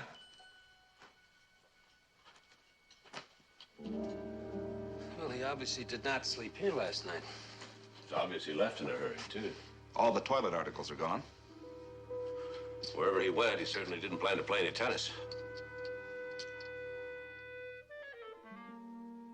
You know, I've never been to a funeral service in a crypt before. Well, I think we can assume it's not the social event of the current season. Mildred, would you wear this black one? Me, never. Black's too depressing. Well, I don't want to wear anything inappropriate. I always like to put myself in the position of the deceased. In a manner of speaking, of course. I mean, if it was my funeral, I wouldn't like a lot of people standing around looking like they were going to a funeral. What would you wear? What kind of a man was Ewing Webley? Strong, decisive, very rich. How'd he like his women? Young and beautiful. Just once, I'd like to hear one of these titans of industry say that they like their women older, with lots of character. Don't hold your breath. Yeah, well, young and beautiful, huh? Here. How about this one? If I was Ewing Webley, I'd like to see you in this one. Mildred, I can't wear that one. Why not? Well, this is the dress that I always wear on special occasions when I want to seduce Mac. You need a special occasion to seduce him? Yeah, like Tuesdays, Thursdays, and Sundays. What about the other 3 days of the week? He seduces me. Besides, there's 4 days, not 3. I've got it. What about this one? Oh, yeah, I like it. Splits the difference. Tasteful but subdued. My thoughts exactly. Sally, let's get going. We'll be late to the crypt. I'll be just another minute. You're not going to wear that slinky thing to a crypt, are you? What day is it? 24th. Of the week. Wednesday. I'm gonna wear this one. Right, I'll be downstairs pacing.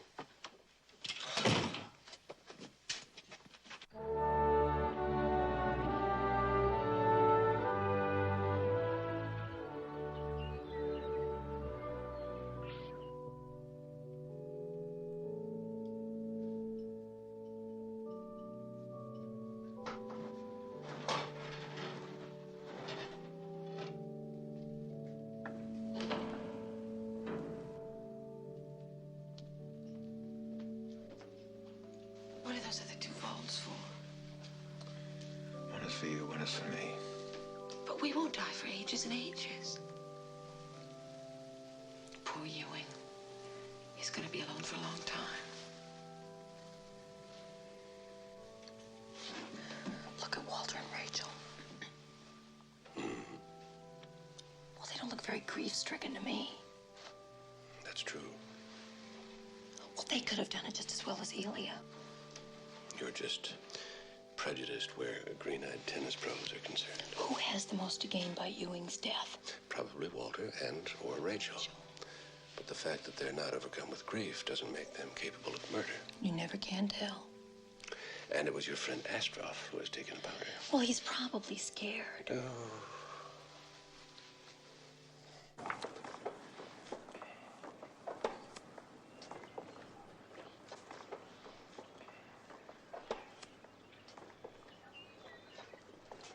Hi, Mrs. What's up, McMillan. Charlie? Hi, Sergeant. Well, I came over, sir, because the foreman filed a missing persons report on one of the workers, and I thought I ought to talk to him. Well, why don't you take the car? I'll go with Charlie. All right. Any word on Ilya yet? No, ma'am. A couple of people phoned in that they saw him, but it didn't check out. Don't forget the M&N Béarnaise sauce. I thought that cooking school of yours taught you to make your own. Oh, they do. You try and try until you get it just right. Then you go out and find somebody that does it better than you do. M&N. M&N. Now, if you find Ilya, be nice to him. I'm sure he didn't do it. See you later. She sounds positive. Well, you don't give up a good tennis pro without a struggle. Ah, Senor Martinez. Oh, Sergeant, how do you do? May I present Commissioner McMillan? Hello, senor. Commissioner, I was going to call you to cancel the missing persons report. Oh, he showed up then? A letter arrived from Sevilla this morning. From Caracas. I don't speak Spanish. He says he was homesick for his family, and he apologizes for not quitting properly and wants to thank the patron for the many years of employment. He also says that he's very happy where his nieces and nephews can take good care of him. Then may I keep that? I'll have missing persons remove his name from their lists. Thank you, Sergeant. Senor Martinez, did you see anything, or did any of the people around here see anything unusual the night of the murder? Well, do you know of anyone who might have wanted Mr. Webley dead? Mr. Webley had what my people call pundonor, a man with courage who's not afraid to use his hands. He never forgot his common origins. No, he had no enemies among the workers. Well, if you think of anything unusual, why, please call us. Exactly. Get over to probate. See what you can find out about the Webley estate. What do you mean he won't cooperate? What do I have to do? Come down there myself? Wait a minute. You mean to tell me that two goons dragged this guy out of a restaurant, haul him out into a parking lot, set fire to his pants, and he won't press charges? Oh, family quarrel, I see. Sure. Well, don't let him go. I don't care. Dance that lawyer around for an hour until I come down and talk to him. Okay. Hiya. What was that all about? Anyway, Mac, I came down to see if you'd like to take me to lunch. I know this charming little Slavic restaurant that's run by a man named Mr. Borovich? How did you know? Anyway, I thought we could get a delicious lunch and then maybe sit and talk to him for a little while. About Ilya Astroff? Well, yes. Well, no. Because I'm going to do it, not you. But, Mac... Don't butt me. And you know I'm having lunch with the mayor. Oh, that's right. I completely forgot. So you thought you'd just mosey down here and see if I'd spoken to Borovich yet? You know I never meddle. Well, what do you call it? Contributing. Sally, love of my life, please, stay out of this one. It's too dangerous, too difficult, and I don't want to have to worry about you. Mac, Mr. Borovich and Ilya are very, very close. Besides, you know how those Middle European men can be, very charming and evasive. They're not going to tell you a thing. Whereas you... Whereas I, with my infinite charm and innocent demeanor, could wring information out of a store window dummy.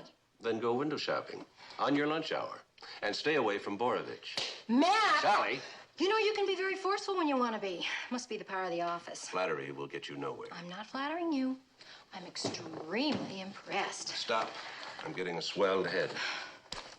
I'll see you at home. Right. Bye. Bye. Do give my best to the mayor. I will. And Sally? Yes.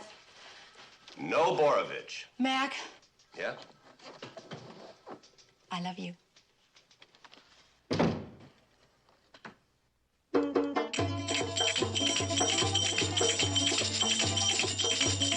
Mr. Borovich, I'm a friend of Ilya Astroff, and he told me that you're the very best friend that he has in this country.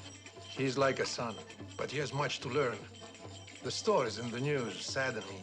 You don't think that Ilya is capable of murder? I think there is a breaking point in every man that should not be tested. Would you have him call me? I don't know where he is. Mr. Borovich, he's in trouble. I'm sure he's gonna contact you. He hasn't contacted me. If he does, will you tell him to call my husband and give himself up? Please? I could try to persuade him. But Ilya is a man who makes his own decisions. Tell him that my husband is a fair man, that he won't be railroaded or anything like that. I'm sure your husband is just.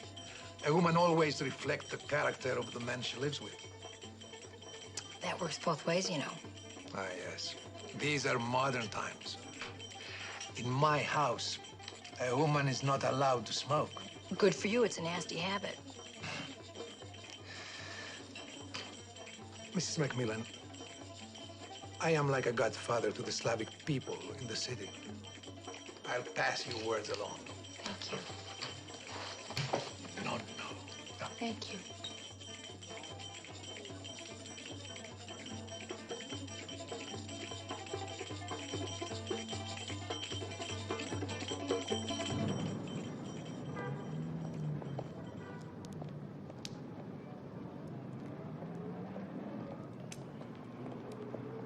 We've got to stop meeting like this. Let me see your badge. What badge? Looking for a fugitive from justice requires a badge, Mrs. Uh-huh. We're down to that, are we? What are you doing here anyway, Mac? Looking for a fugitive.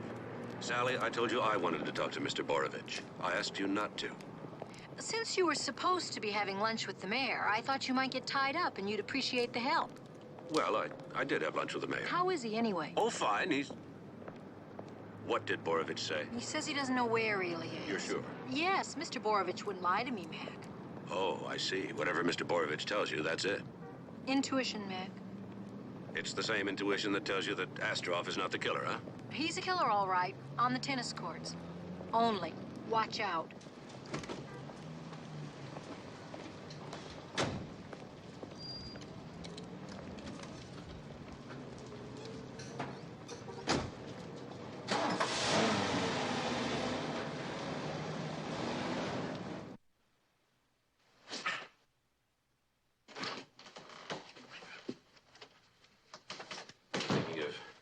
Taking up tennis, Charlie? This is a beautiful racket, sir. Is it new? Sally gave it to me. She thinks I ought to get out more. Well, she's got a very good point, sir. A healthy body is a happy body. A healthy body is a happy body. Got it. Any leads on Astrov? Not really, sir. I had breakfast with Pinson. He's an investigator over at probate. What do you have? 1 egg, 3 minutes. 2 slices of bacon, crisp.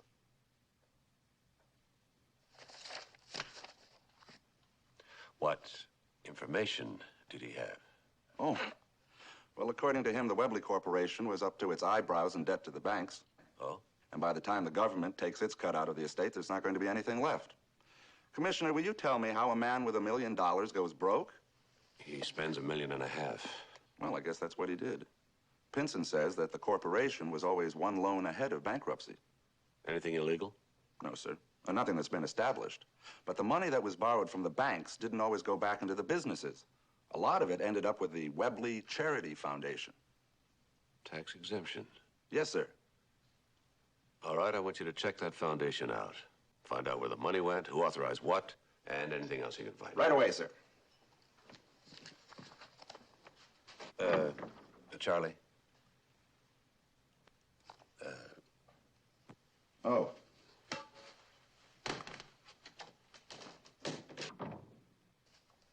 Oh, that sounds lovely, dear.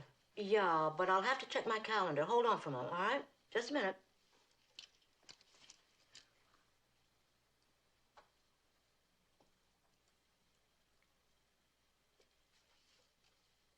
Oh, it's great. Yes, dinner tonight will be lovely. Where should we meet? At the restaurant. All right, fine. See you later. Bye-bye. Mildred, was that for me? Nope, was for me. Sarah Jukes wants to take me to dinner tonight. Oh. Told her I'd have to check with you first, though. Oh, that's fine with me. I didn't know what we were going to serve for dinner tonight anyway. I just thought I'd get Mac to take me out. Oh, good, because actually I did accept. But I would cancel if you wanted me to. No, that's fine. Where's she going to take you? I don't know, someplace I never heard of. Le Peterman? Le Peterman? Mildred, that's the most exclusive French restaurant in all of San Francisco. You have to wait days to get reservations there. Well, Sarah's very well connected. You can say that again. Oh, I guess I'll have to dress up. Wonder what I should wear. Why don't you wear that cute little dress with the beige stripes? No, Sarah says stripes makes me look chunky. I think I'll stick with the polka dots, you know? Mildred, I don't want to rain on your parade. But did it ever occur to you that Sarah might be buttering you up just to pump you about Mac's investigation? Sarah is too well-bred for that. I just don't want you to be disappointed. No, I'll tell you why I think Sarah likes me, because I'm all the things she's not. Good sense of humor. Refreshingly candid. Unaffected. Honest. Oh, yeah, that too. Oh, I tell you, Mrs. McMillan, I'm really kind of just too marvelous for words. And so modest. Ah, most of all, that. Well, I hate to stop this conversation, but I have to go bathe in unguents and oils. Unguents and oils? I'm gonna shower, Kitty. What do you... Look, whatever the problems are, we'll confront them. Yes. Yes, of course. I want no unnecessary delays. Just get this through probate as fast as possible. I don't want to be tied up with this thing forever. Right. That's right. Goodbye. It's not only unfair, Walter. It's not possible. $500 a week is a lot of money. You get to keep all your diamonds and furs. Maybe for 1 or 2 days, but 1 week. That's all he left. I just can't believe it. 6 of the best years in a girl's life I gave to that. He reaches out to me even from the grave. It's downright rude. Did you really think that Ewing was going to leave everything he worked for to a Vegas chorus girl and a tennis pro? Everything my father controlled was like a toy to him. He left all his toys to his son. Simple as that.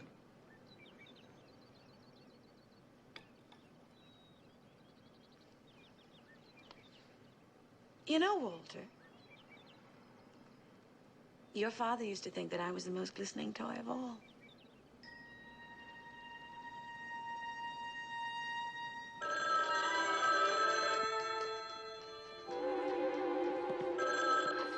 Third District, Sergeant Halliday. Halliday, this is Comparini. Yeah, Paul, what is it? My place. He hit me. The tennis guy. Hey, Camperini, you still there? We're on our way. Camperini! Astroff.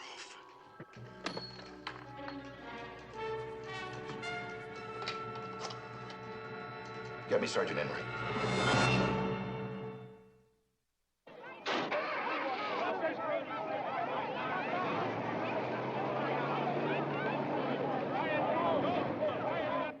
He was shot once in the back, sir, but he lived long enough to phone the police. You're sure his final word was Astroff? Sergeant Halliday has a tape of all incoming calls at his desk, sir. Oh, that phone will be dusted for prints. Yeah. There's one thing that doesn't make sense. What was Ilya Astroff doing here? Ming Dynasty vases. That is very good, sir. But how would he know that this particular antique dealer was also a fence? Well, Comparini hung out with the jet set, didn't he? They're the ones who can afford these things.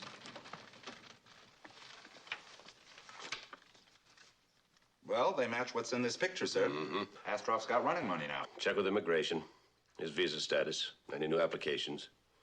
Probably got enough money now to get himself a new passport and a new appearance to match. Ewing had good taste. What do you do with them? Well,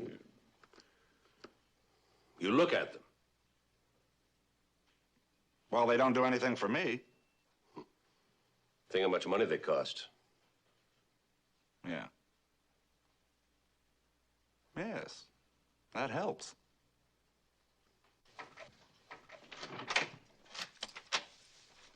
Hi. Hi.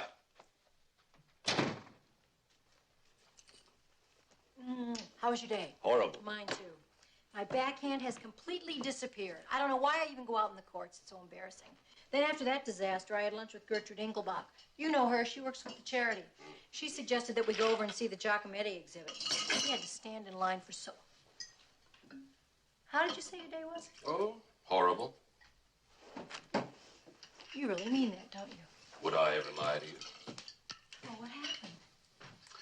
An antique dealer was murdered today in North Beach. Paul Comparini. Guess what his last word was? Astroff. Elia? You know those missing vases from Ewing's library? They were in Comparini's safe.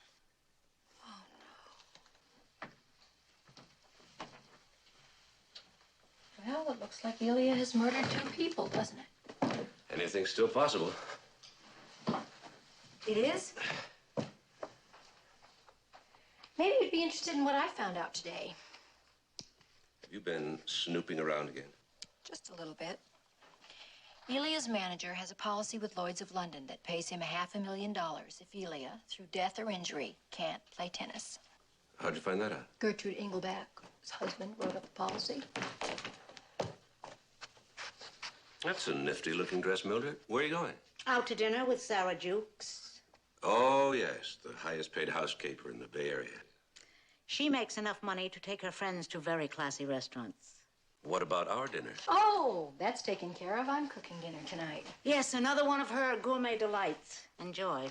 The last gourmet delight was a nut casserole dipped in goat butter. Yes, and you know how much you like that one? You're gonna like the one I've got cooking even more. What is it? Well, you've never had it before. Rattlesnake. Rattlesnake béarnaise. I have an idea. Why don't you and Mildred have rattlesnake béarnaise for lunch tomorrow, and meanwhile, why don't we go out for dinner tonight? You think so? Only take me a minute to get dressed. Rattlesnake béarnaise? Good night, Commissioner.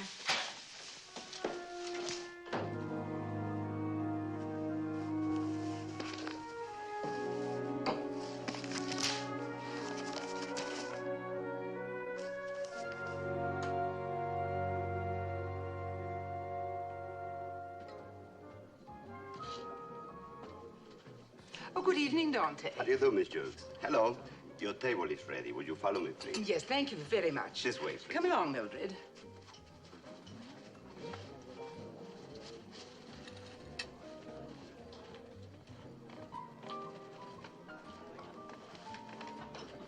Thank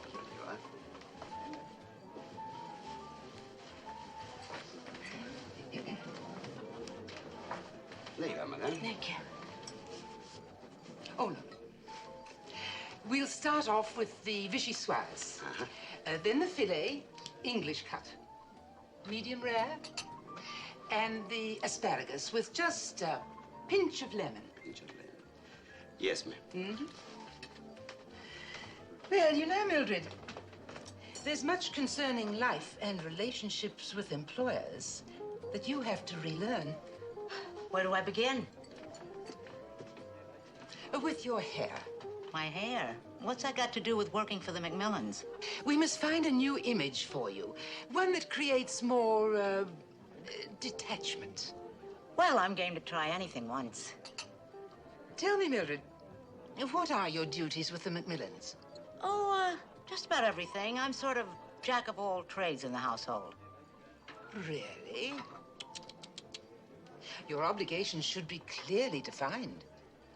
Well, what's to define about a dust rag on a grocery list? Oh, I never pick up a dust cloth.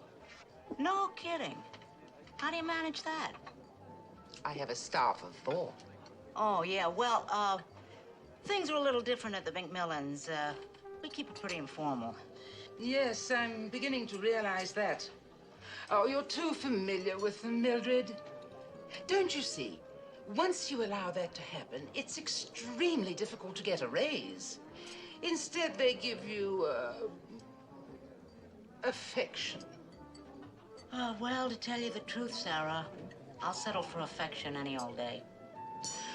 Well, as long as you have such a familiar relationship with them, you might want to pass on a bit of information.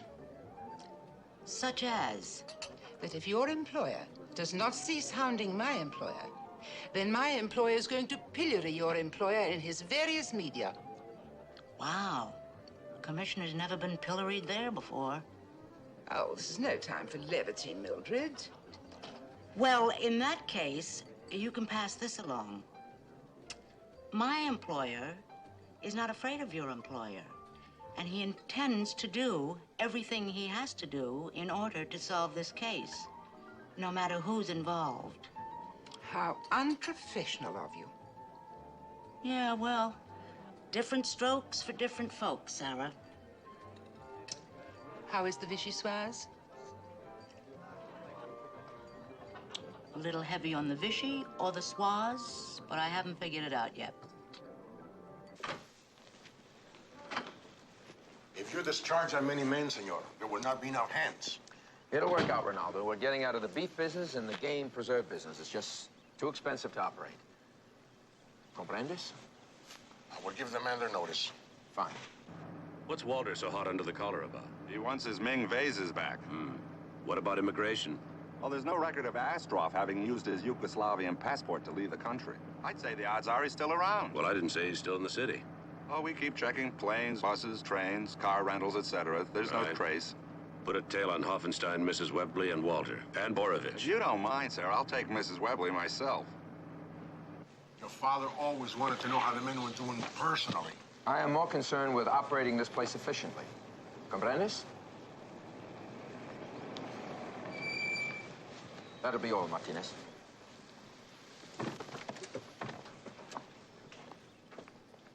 Senor? Well, Walter? I came out here personally to ask your permission. Did you bring the vases? No, there's still evidence in a murder case. You'll get them soon enough. What about Mr. Ostrov? Nothing. Did you check the North Beach area? We sure did. He's already killed 2 people and you can't find him. That doesn't speak very well for the police, does it, Commissioner? I'm not so sure he murdered the antique dealer. You've got the dying man's voice on a tape implicating Ostrov, and you're not sure? If the dying man made a phone call to the police and then died, he'd leave prints. There were no fingerprints on the telephone. Maybe the killer came back and wiped the prints off. You mean Ilya? I mean the killer, Walter. Sure. The murderer kills the antique dealer and then leaves the room. The antique dealer drags himself to the telephone, makes the phone call, dies. Then the killer comes back and wipes the prints off the telephone. Doesn't sound right, does it? Not even close. Well, I'm off to town. You have a nice day. Is everything all right, Walter? Goodbye, Rachel. Isn't he adorable? There's a simple but embarrassing explanation, Commissioner. The police arrive, and under the pressure of the moment, they use the antique dealer's phone to call the lab men. Then the unthinking police officer realizes he goofed, wipes his fingerprints and everything else off the phone. That's possible. I don't understand. You're the commissioner of police, and you're just about the only one in this town who does not believe that Astrov killed my father. I'm just not as sure as everyone else. Your father was a powerful man. There's an awful lot of people who would like to see him dead.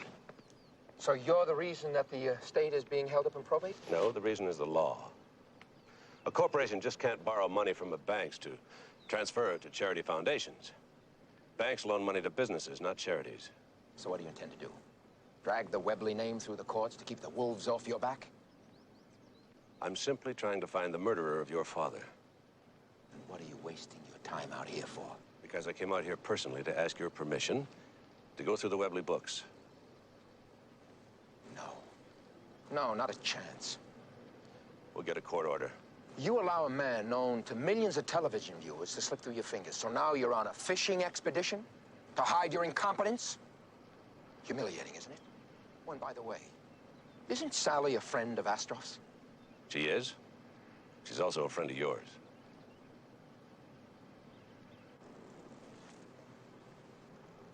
Maybe you're not looking hard enough. You don't really believe that.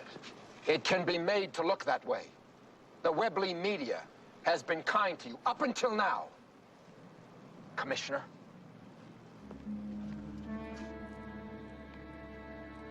Cannot kindness.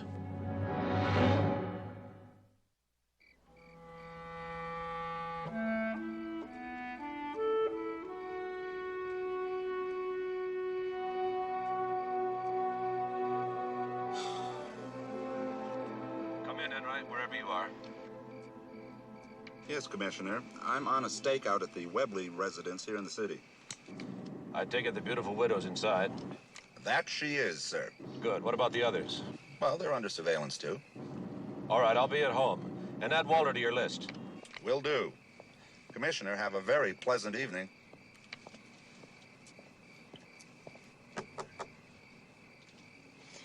Hi, Sergeant. Evening, ma'am. Isn't this a coincidence, running into you like this? Well, I was just going to stop and have a bite to eat. Oh, Sergeant, there isn't a restaurant within 10 blocks of here. Oh, well, I've got a little bit of dinner in here. Ugh, it looks awful. Not really. Chocolate milk, sardine sandwich. You know, you're just not sneaky enough to make a good cop. Am I a suspect or something? Well, ma'am, to tell you the truth, I have orders to keep my eye on you. Is that going to be a little difficult with you out here and me in there? Well, I mean, an eye on the apartment. Do you want to kill two birds with one stone? Ma'am? Keep an eye on me and the apartment. Ma'am? You are going to be out here watching the apartment all night, aren't you? Yes, ma'am, I'm afraid so. Well, then why did you come inside? I'm not going out. Well, that's highly irregular. But it's just awful if you have to stay out here all night. Well, I have to agree with you on that. Well, then don't be silly. Come on in. Come on.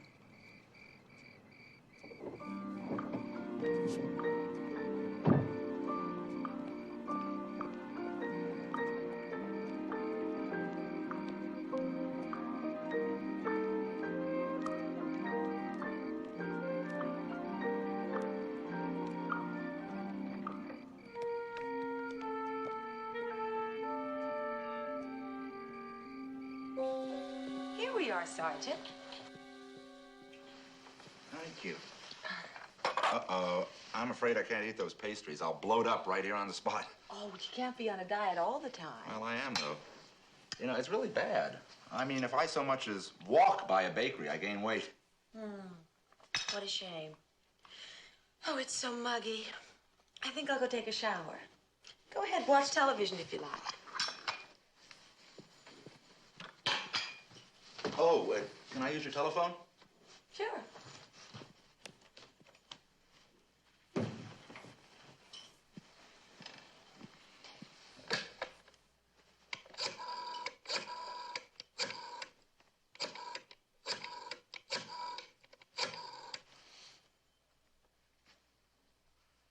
This is Sergeant Enright. I can be reached at 555-8787. Right, thank you.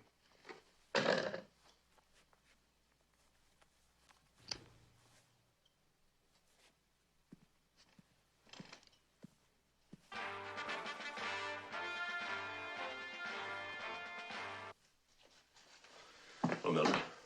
Oh, hi, Commissioner. Want a snack? What is it? Leftover rattlesnake Bernays. With or without the venom?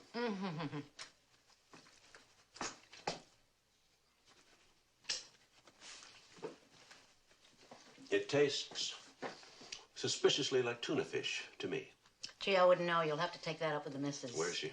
She wants you to pick her up at the tennis club. She's hanging around there waiting for a game. That's all I need to be married to a tennis bum. Right. Enjoy the snake, Mildred, but be careful of the fangs. Sweet. With the Secretary of State due back in Washington on Tuesday.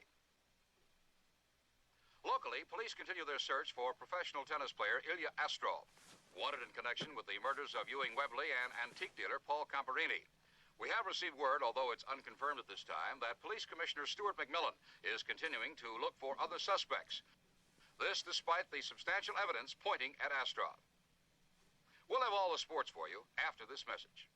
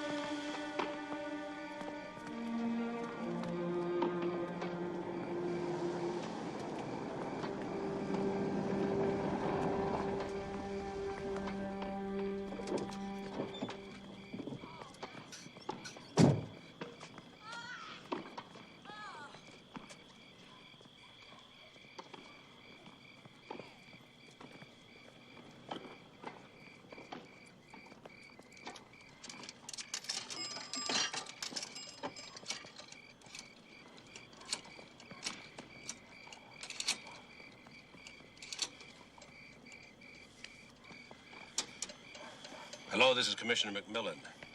I'd like to talk to Sergeant Enright. Can you put me through on this line, please? Yes, I'll wait. In hockey, the Wings took the Blaze 3-1. The Hawks edged the Rangers 4-3, and the Canadiens blitz LA 8-0. In NBA action, the Lakers edged the Warriors 117.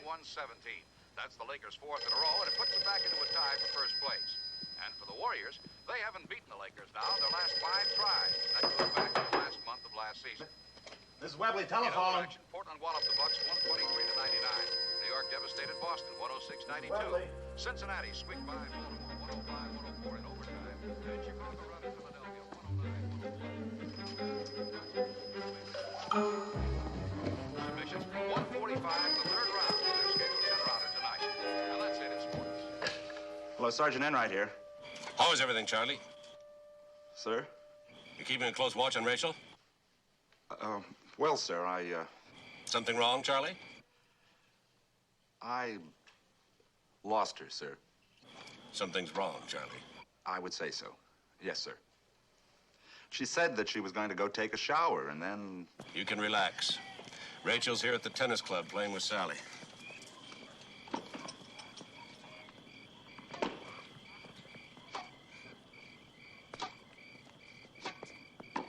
Well, why would she go and pull a stunt like that? Fun and games.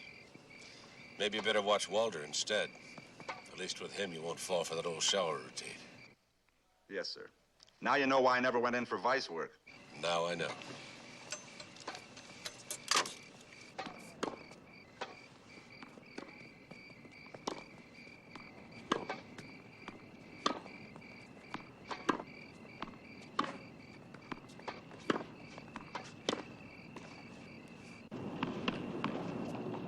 All right, it's my ad.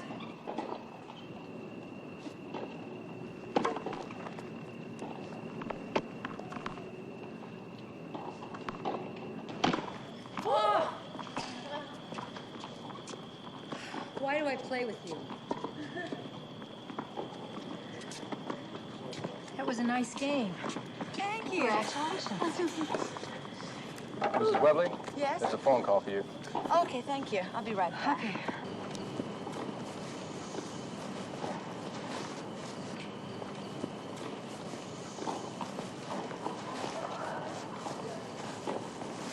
Hi, Mac. That bad, huh? Hello, Commissioner. Rachel? Do you know that she beat me? Do you believe it? Where's she going? I don't know. She's gonna take the 4th phone call that she's had with one set. Very popular widow. I thought I could beat her. I almost did beat her. You know, there's a lot more to Rachel than meets the eye. I think Enright might agree with that statement. Did she beat him, too? More or less. You know, at first she comes on with that sort of dumb image, but after a while you find out that she's a very self-sufficient girl underneath. Well, goodbye, you two. Don't you want to play another set? Oh, I can't. I've just been invited to go to a party. I think it's best I start going out again. But I'll be home all next week. Why don't you give me a call? We'll play. Okay. Bye, Commissioner. Goodbye, Rachel.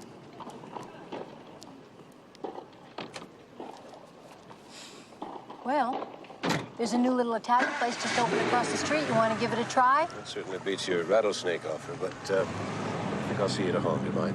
Where are you going? Well, I think she's just as smart as you think she is.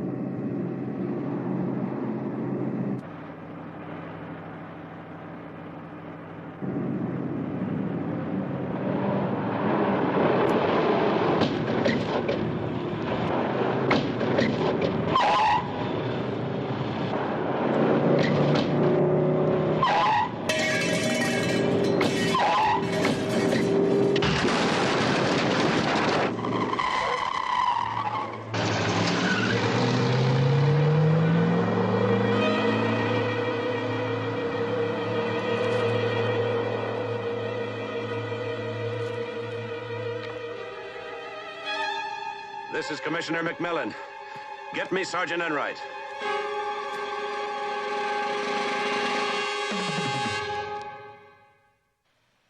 Mac, you're gonna have to be more careful.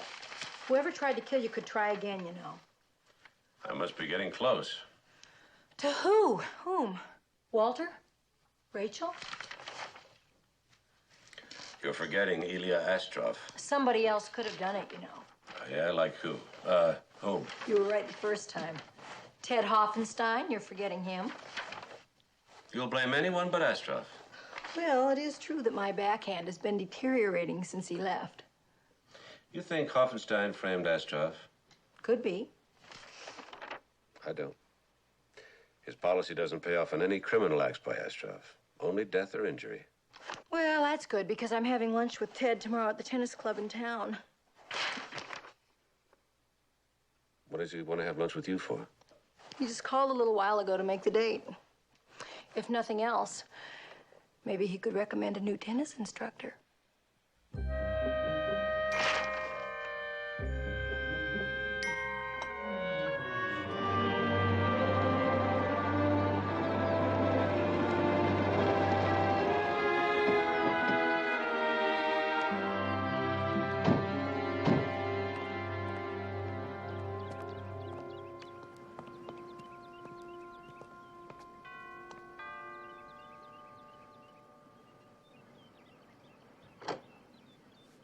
Commissioner McMillan?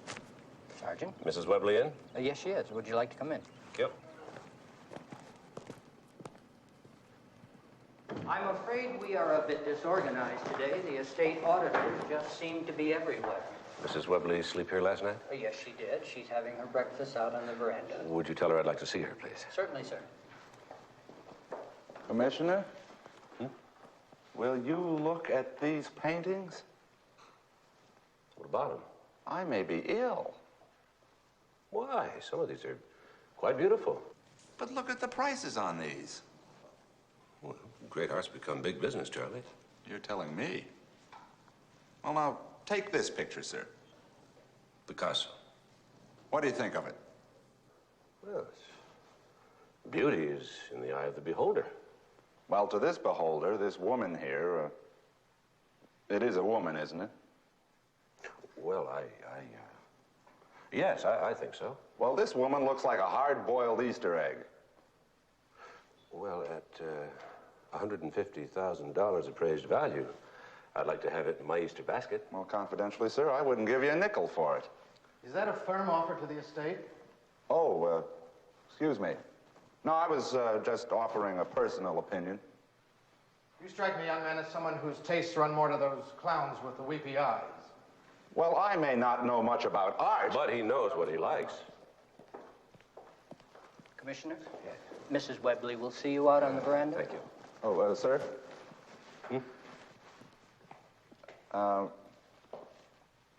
Well, I'm a little embarrassed about last night, sir.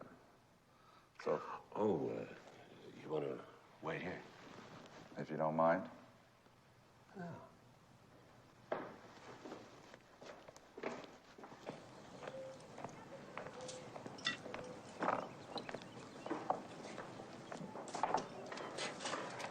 Good morning. Hello, Rachel. Would you care for some coffee? What kind of games do you have in store for us today? Who, me? Yeah, you. Tell that sergeant that I thought it was the fun thing to do at the time. Where did you go last night? To a party. Where? A yacht. Whose yacht? Some rich young thing. Adrian Perry's his name. You sure you don't want some coffee? Positive. Where's Astrov? He hasn't contacted me. Honest, you really are mad, aren't you? You damned right I am. Somebody tried to run me off a cliff. I don't like that. It clutters up my day. So tell us what you know and save yourself a lot of grief. All I know is that my husband's dead, and a very attractive young acquaintance is missing. Mm-hmm. And what do you make of all that? Did the very attractive acquaintance do in your husband as we're all led to believe? I don't think so. At least I didn't think so until that antique dealer was shot. If it was Astroff, why would he try to run me off a cliff? Maybe it was an accident. Yeah, accident. Listen, when you see that sergeant, you tell him I think he's cute in a kinky sort of way.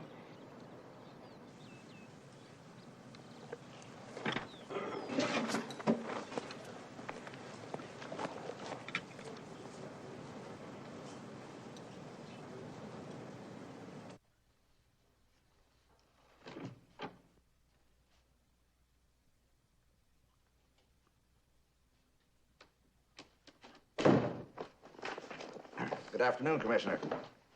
You know you are cute. In a kinky sort of way. Thank you, sir. Anything yet on Astroff? No, sir, but some very interesting facts on Walter Webley.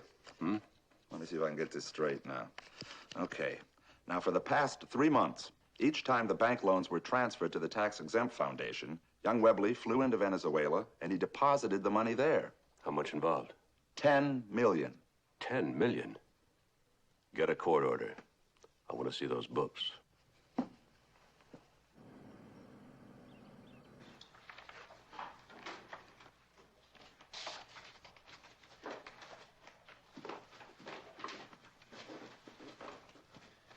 Well, you've really gone to a lot of trouble.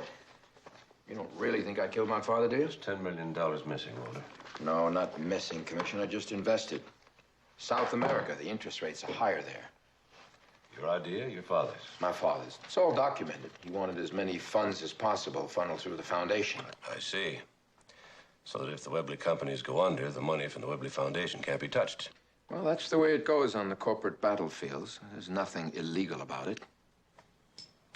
Unless a conspiracy to defraud the bank can be proved.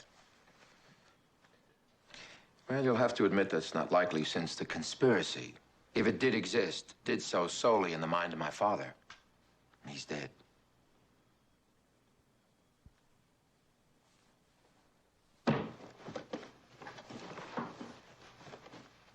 Oh, what is the money invested in? Condominiums in Caracas. In Caracas. How nice.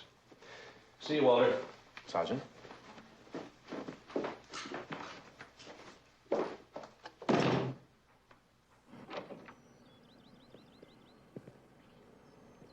Enright, what do you make of it?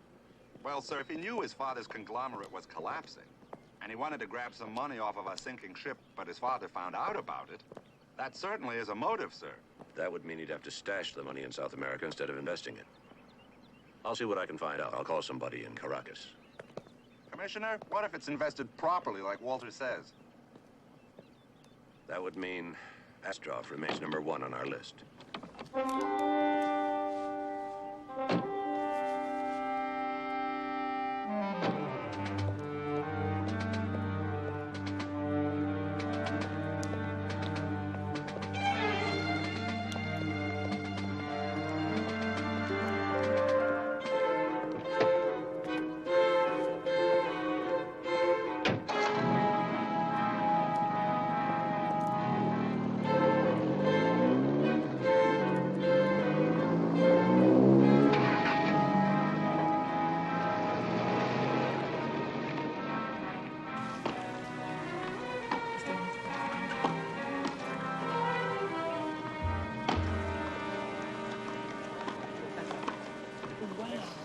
Mrs. McMillan, I got a special delivery letter from Ilya yesterday.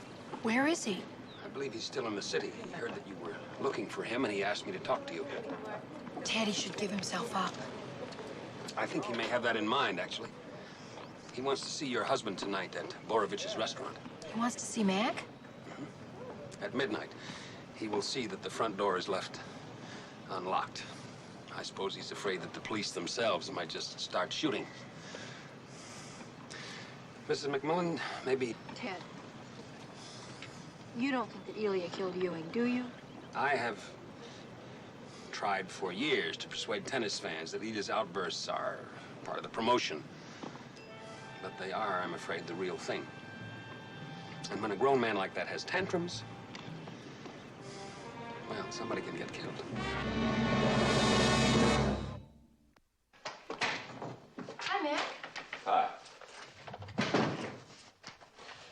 Walter gets more charming every day. What does it say?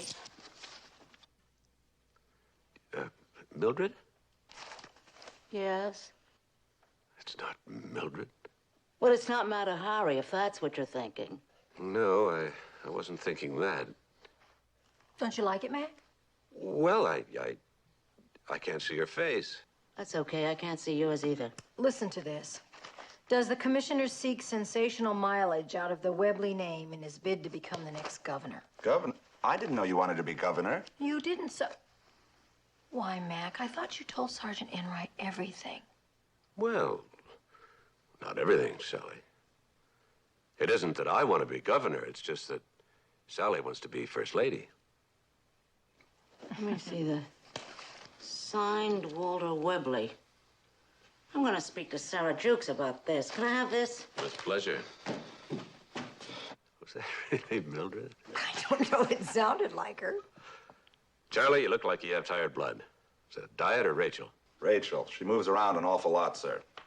In fact, I think she's preparing to meet with Astroff. What makes you think that? She picked up a renewed passport today. Where is she now? Back at her apartment. Anyone on stakeout? Yeah, I got a relief man till morning. I can sure use the sleep. Yeah, well, you better get as much as you can. Thanks for the coffee. You're welcome, Sergeant. Good night. I have a hunch Rachel's going to be much more active. You know, Commissioner, this whole case is beginning to get very strange. It's been strange from the beginning. Are you really going to run for governor? Well, Charlie, if the people insist, I have no choice.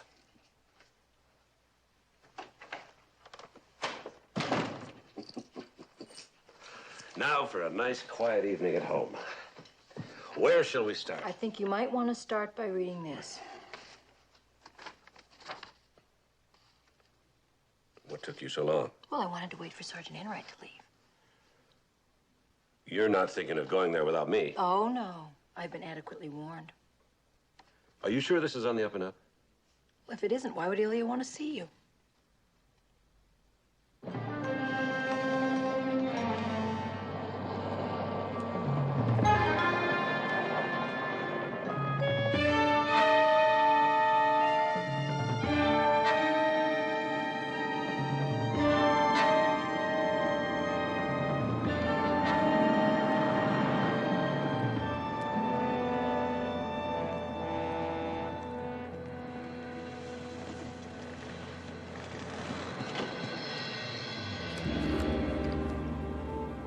Door locked? Matt, maybe we should... If anything goes wrong, call in. You think you're gonna need that gun? I hope not.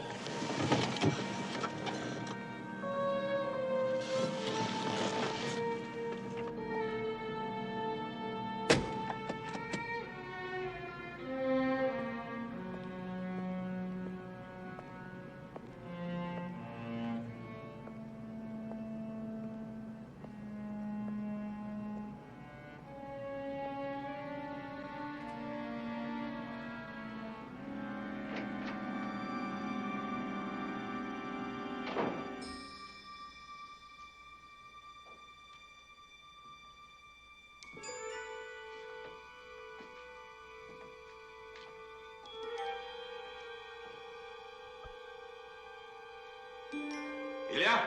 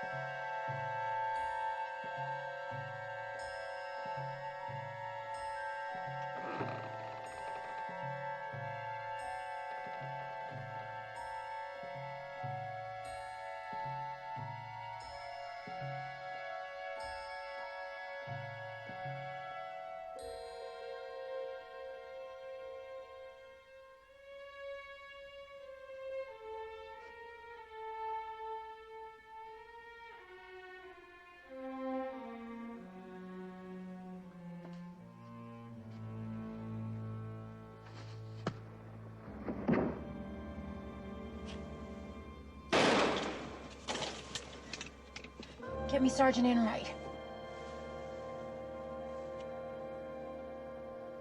Oh, Mac.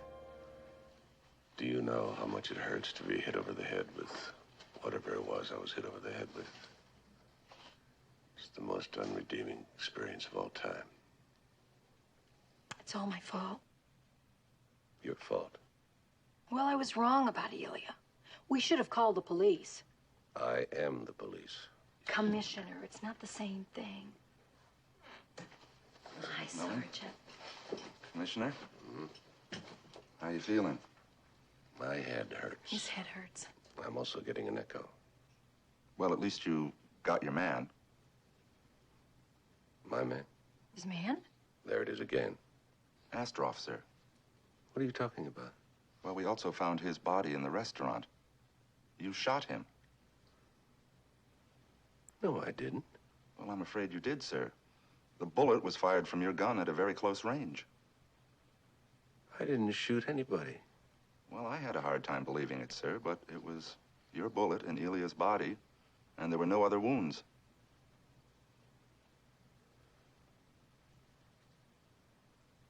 All right. Somebody hit me over the head, took my gun, and shot him. Who, Mac? I don't know. You know, sir, downtown, everybody thinks this is all over. They've taken surveillance off of everybody. So I'd better gear it up again. No, the case is officially closed. Leave it that way. What about unofficially, sir? Do you think you could keep an eye on Rachel? Yes, I can. I've learned my lesson, sir. Believe me, she won't suspect a thing. You don't think that Rachel killed Ewing, do you, Mac? No, she couldn't have. At least not alone. But she might lead us to whoever did it. Who took that call from Comparini? Halliday, down at the North Beach District. See if we can get him over here.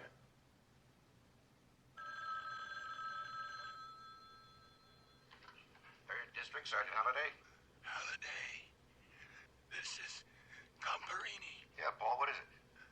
My place. He hit me. The tennis guy.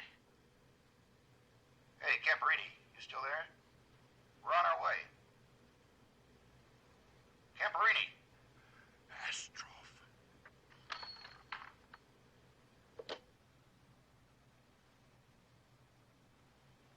Are you sure that voice was Comparini's? Well, sir, when I was on street patrol, I got to know him pretty well. I thought I recognized his voice when I answered the call, but, you know, it's so whispery and so gasping. No, sir, I cannot state positively, Commissioner. What time did the call come in? 3:30 p.m. on the 7th. If Comparini were already dead when he supposedly telephoned you, that could explain why there were no fingerprints on the telephone. Mac, I'm getting confused. Well, what if somebody killed Comparini, then telephoned the police pretending he was Comparini? Ah, someone who wanted you to think that Elia was the killer. Right. And who wanted us to think that Elia was still on the run. But what if Elia were already dead? Mac, he was at Borovich's last night. His body was. Mac, if Elia had been dead that long, the coroner would have spotted it last night. Not if it were carefully preserved. There'd still be two wounds, the original and the one from your gun. Not if the killer took my gun and shot him in exactly the same place. Oh. Back to the question of preserving the body. How often does Mildred go to the market? I don't know, once a week. Once every 2 weeks, why? And what does she do with the meat that she doesn't cook right away? Well, she puts it in the Ewing's freezer. Thank you, Halliday. You've been of great help.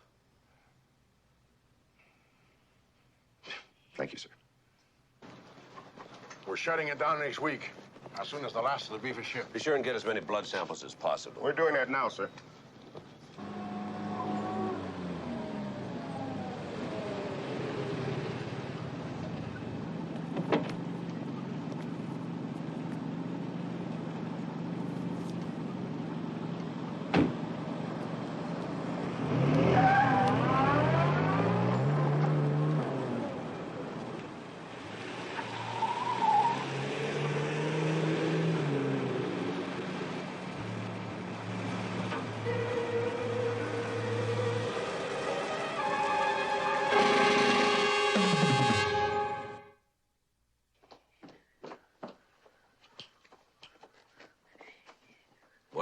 your new hairdo.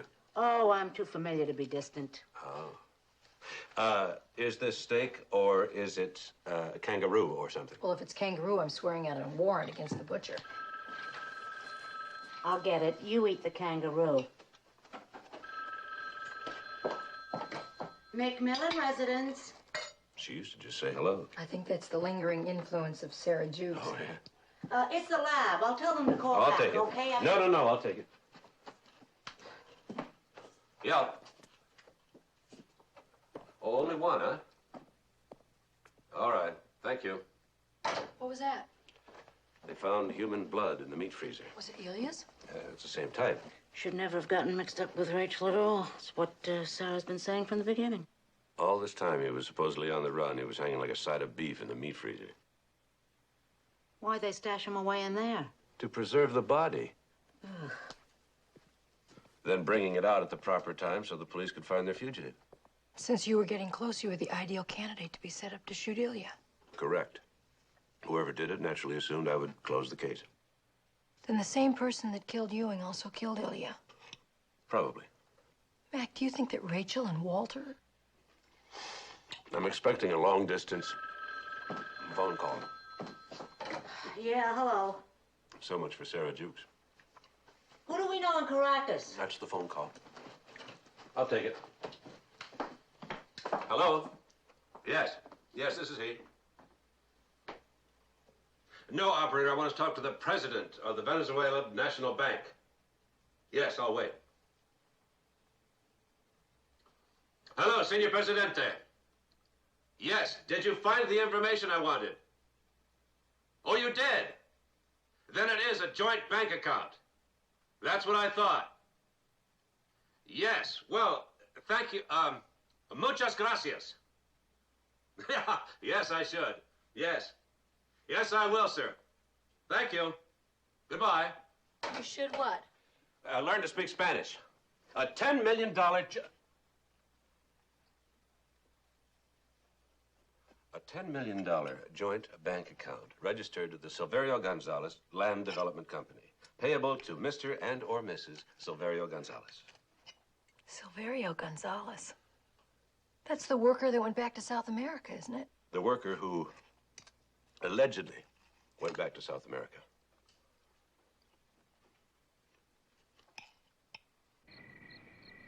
Car 36. 36, and right here. Sergeant, I have the commissioner on the line. I'm patching him through. Go ahead. Charlie? Yes, sir. Where are you? Well, I'm right outside the mansion, sir. Rachel Webley drove onto the grounds about 40 minutes ago. I'm coming right now, Sergeant. Call me on the car phone if she leaves. Yes, sir. 10-4. What's funny? I always feel silly, sir, when I say 10-4. How about 5-2? Goodbye, sir. 5-2.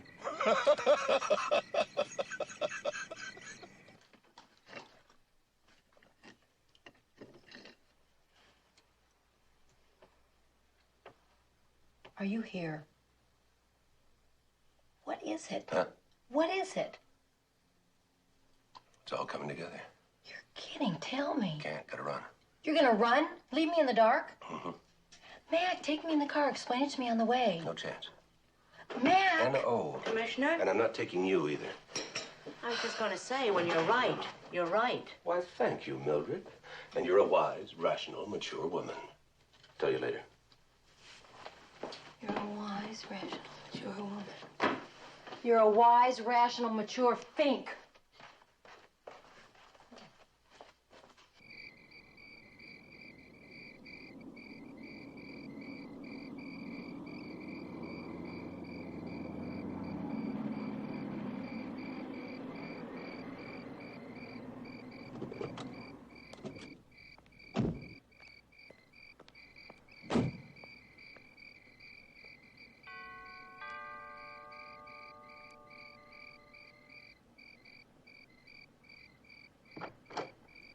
Commissioner. Evening, Clifford. Mrs. Good Webley evening. in? No, sir. You just missed her. Her car is gone. Oh. Oh, well, thank you. You're quite welcome. Good evening. Evening. The butler says she's left. Impossible. I would have seen her go. Only if she used the front gates. There's 1,000 acres here. She could have used the service road. Let's go.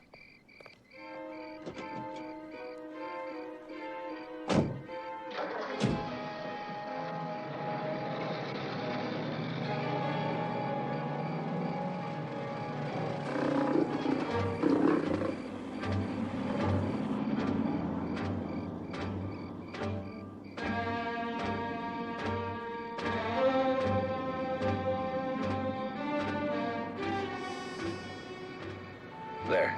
Isn't that her car? Yes, sir, but what's it doing at the crypt? Well, let's find out.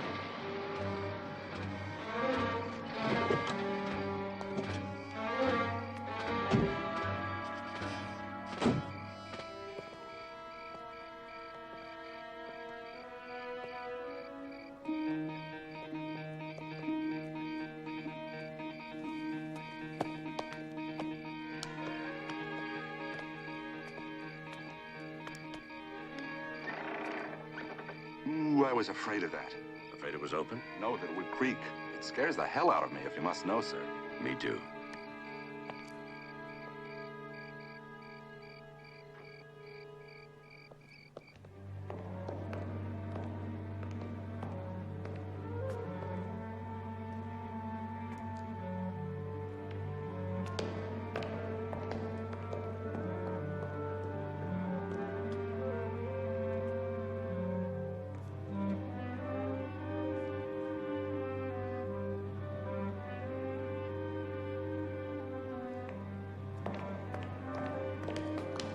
What is it? Webley. That's impossible, sir. Those lions. I mean, he's supposed to be in there or what's ever left of him. Commissioner, an airplane? Private airstrip. I'll drive.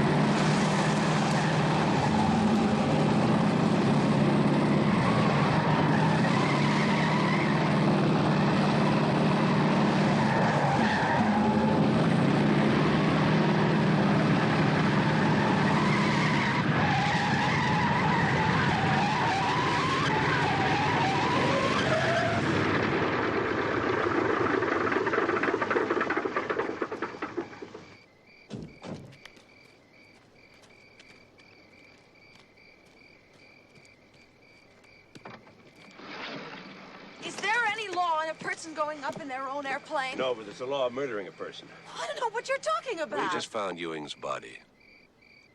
I know all about the money in Caracas, the investments in the Severio Gonzalez Development Corporation in both your names. Walter delivered it for you, and he didn't even know anything about it, did he? No. Put the gun away. Ewing used him the way he used everybody. Commissioner, I still don't understand about Mr. Webley's body in the crypt. He was alive the whole time. That is, until a few minutes ago. He persuaded Silverio Gonzalez to impersonate him, didn't he? Yes. He dressed Silverio up in his own clothes and sat him behind the desk in the library. And killed him. Then when Astroff came in, he saw him slumped over in the chair, dead, and he panicked. But he didn't get very far. Who shot him, Rachel? You? Ewing. He planned the whole thing. He certainly underestimated you. He never would have guessed you'd have killed him. I could have had all of it. All $10 million. Plus my freedom. Pretty Rachel. Let's go.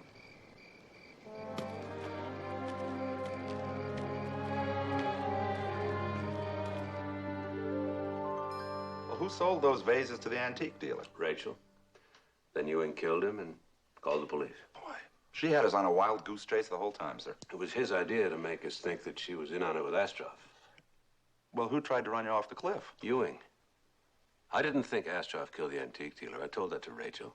She told it to Ewing, and he tried to kill me. Now, the only thing I don't understand, sir, is about the money. He invested it in the Silverio Gonzalez Development Company. Then, having assumed the identity of Gonzalez, he could pull out of Caracas anytime he wanted with the money and Rachel and live happily ever after. Oh. Got that? No. Oh. But I'll sleep on it, sir. We'll go over to get on board. Okay. Thanks for the coffee, sir. You're welcome. Oh, Commissioner? Do you really think I'm cute? Rachel told me to tell you. Oh. Good night. Good night.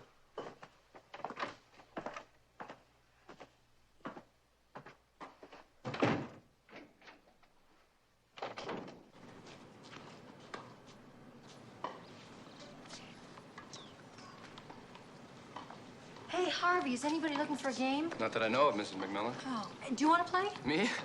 I can't stand the game. Sally, Mac, I didn't expect to see you. Why don't you change? We can play. I have a gift for you.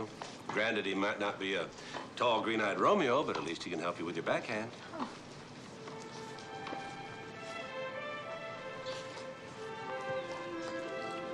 Bobby Riggs? Who'd you expect? Billie Jean King? Oh, you guys.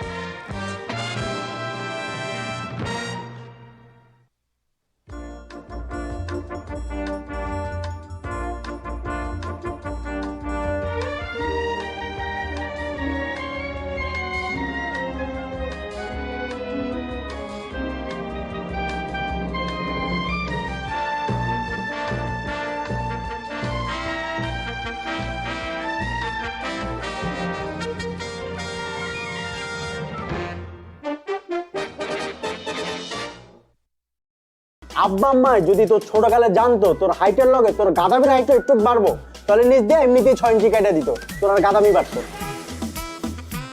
শুন, আব্বা আম্মা যা বলে তা কর, বিয়েটা কর, আর আমার রাস্তাটা একটু ক্লিয়ারটা কর। ও, আমি তোমার পথের কাটা না? তোরা কেউ চাস না যে আমি পড়াশোনা করে এই নিজের পায়ে দাঁড়াই? তুই তো নিজের পায়ে দাঁড়াস নাই, তুই তো আমার কাঁধের উপর ভর করে দাঁড়ায় আসছিস। এই, আসো।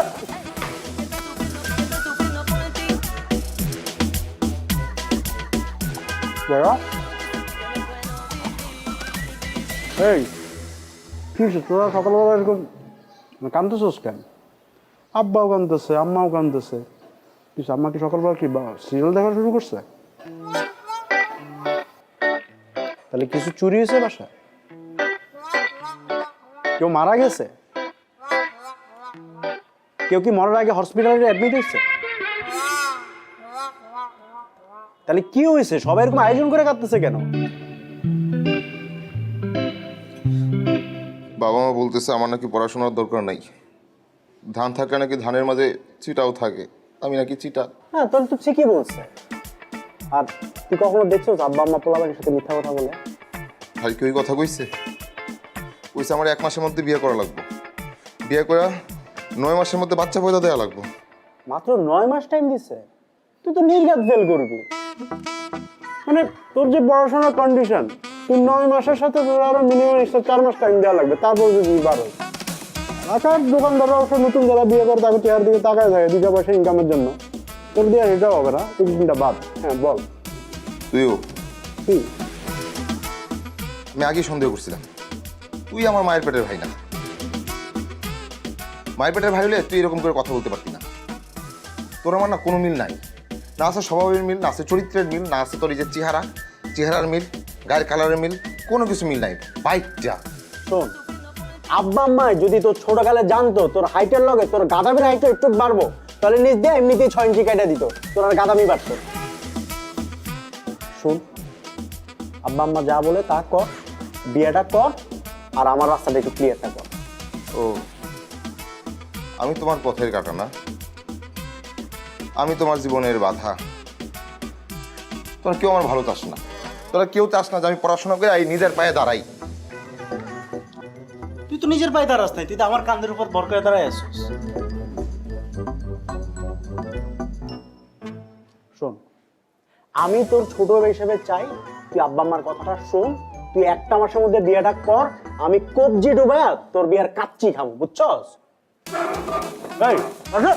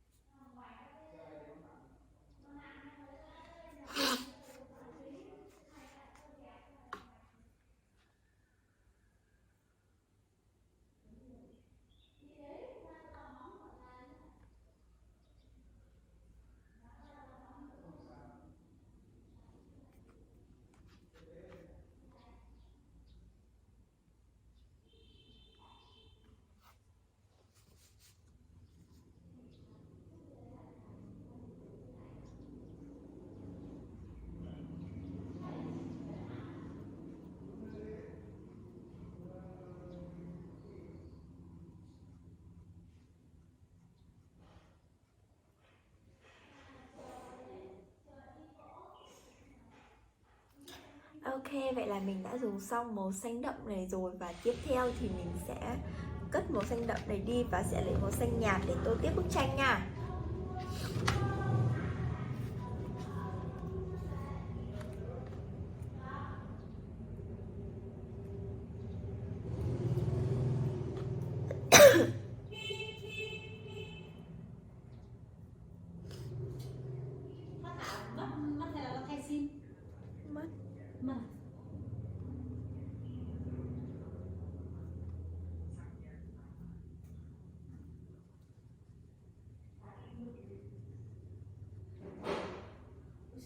Lấy cái gì cũng hay.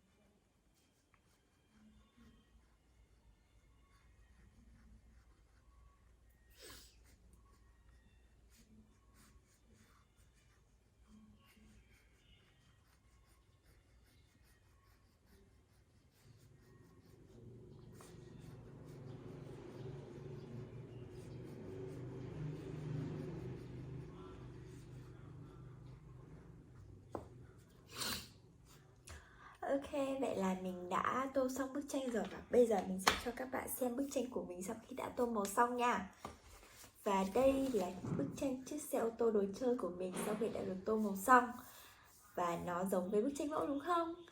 Và video của mình đến đây là kết thúc rồi. Xin chào và hẹn gặp lại các bạn ở video tiếp theo nha. Bye!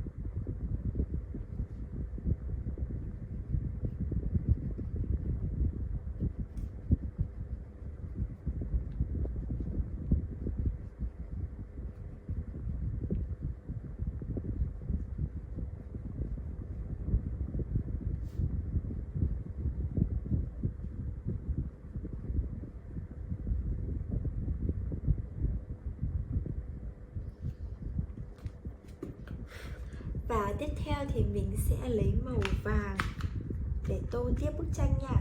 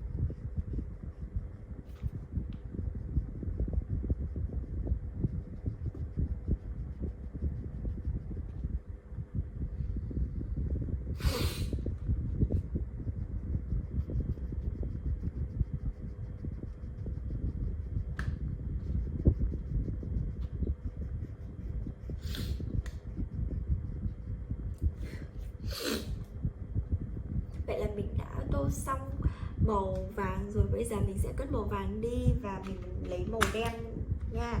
Mình sẽ dùng màu đen để tô cả hai bên này nữa là đã hoàn thành xong bức tranh nhá.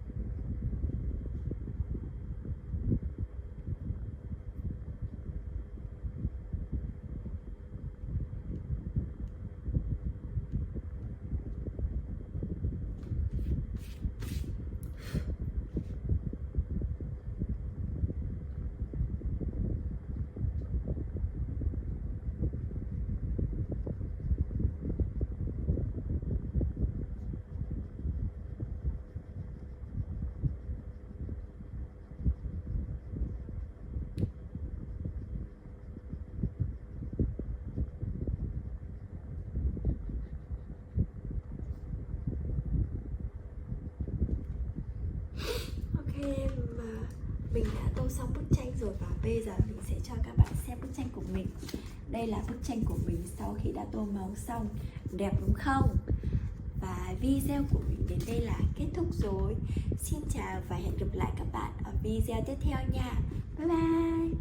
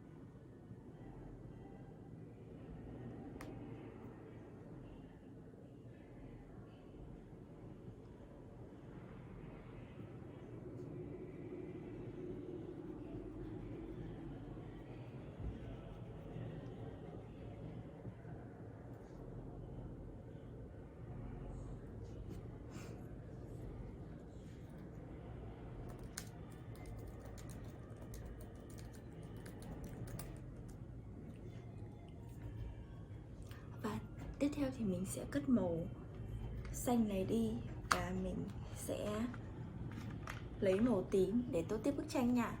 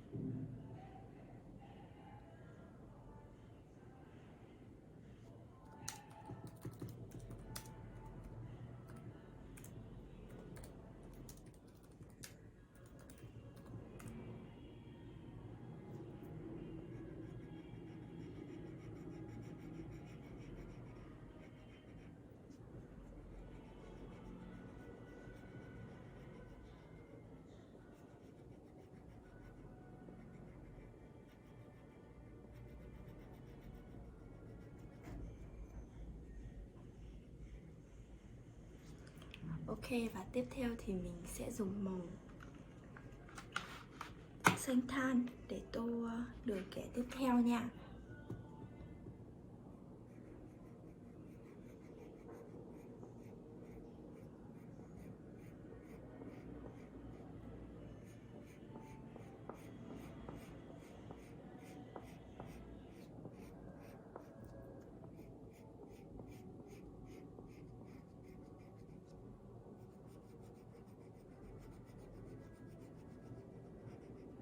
Và cuối cùng thì mình sẽ dùng màu hồng nhé.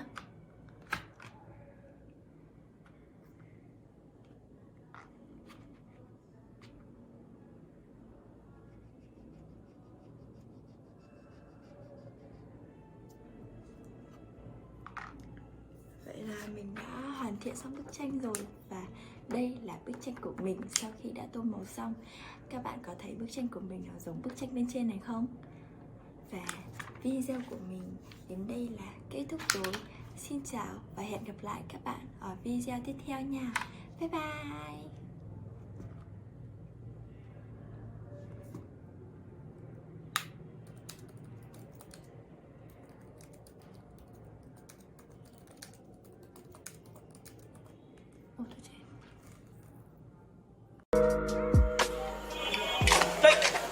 ও তুমি ডরাইছেন? ডরাবো কেন? মাগের এরকম আটকা মায়া মনে সামনে চলে আসলে তো একটু চিন্তা লাগেই। আর কালকে আবার তোমার মামার সাথে চ্যালেঞ্জ, বললে এসো শেষবার মতো চুল দাঁড়িয়ে আশ্রয় আসতে। শুনেন, কালকের খেলায় আপনি হারবেন। বাবা, কনফিডেন্স দেখছো মেয়ে। যদি না হারছেন তাহলে কিন্তু বললাম এটা দিয়ে আমি আমার হাতে আপনার নাম লিখুন। মানে তো তখনই বুঝবেন যখন এটার দায় আপনার উপর পড়বো। সরেন। আরে ভাই, নাম লিখবা মানে? কি মুসিবতে বললাম, জিততে না পারে এখন 2 নাম্বারই।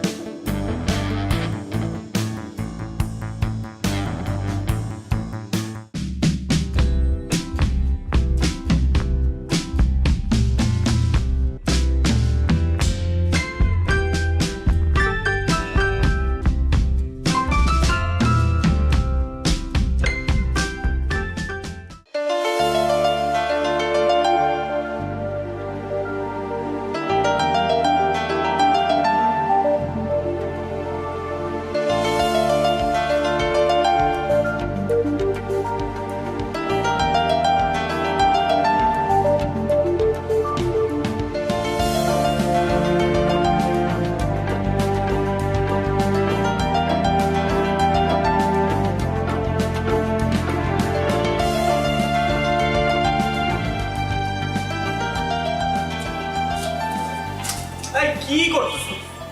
এটা কি করলি তুই মামা বলতো? শেষ পর্যন্ত ওই হাবলু মামার কাছে।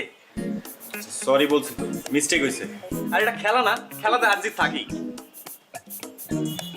এই কথা তুই বলতেছিস? 3 বারের চ্যাম্পিয়ন নিলয় বলতেছে এই কথা, শেষ পর্যন্ত খেলায় হার জিত থাকেই। হ্যাঁ বলতেছি, এবার হয় না আগামীবার হইব। আর শোন, আমাদের না বয়স বেশি হয়ে গেছে, ঠিক আছে? এখন এটা জুনিয়রদের করা কাম, আমরা অনেক সিনিয়র হয়ে গেছি। এই দাঁড়া দাঁড়া, জুনিয়র? হ্যাঁ, কোন অ্যাঙ্গেল ওই হাবলু মামার তোর জুনিয়র মনে হলো কত দেখি? এই কথা শোনার পরে ওই হাবলু মামা সানফ্লাওয়ার তেল মাইরা ঠিক ঠিক করে হাসবো। তুই এমন একটা কাজ করছিস মামা, এলাকায় মুখ দেখানোর মতো অবস্থা থাকলো না। টাকা দিতেছি, একটা কাজ কর, বোরকা কিনা পিন্দা ঘুরতে থাক, ঠিক আছে? এলাকায় মুখ দেখাইতে হইব না।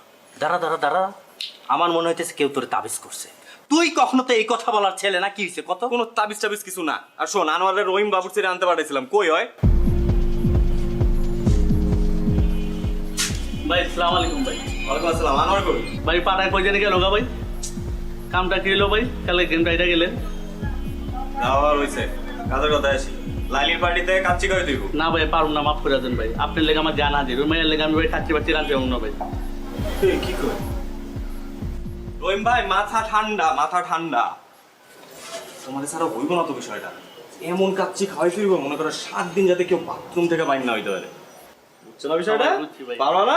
যাও এবার রেডি করো গিয়া, যাও তাড়াতাড়ি।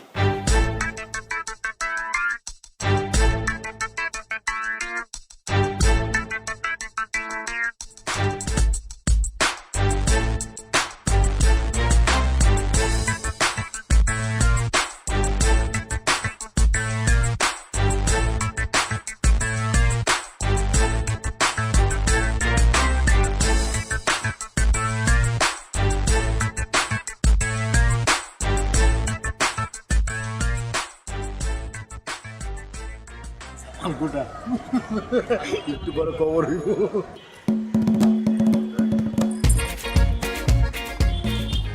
তোমরা আমগুলোকে বইতা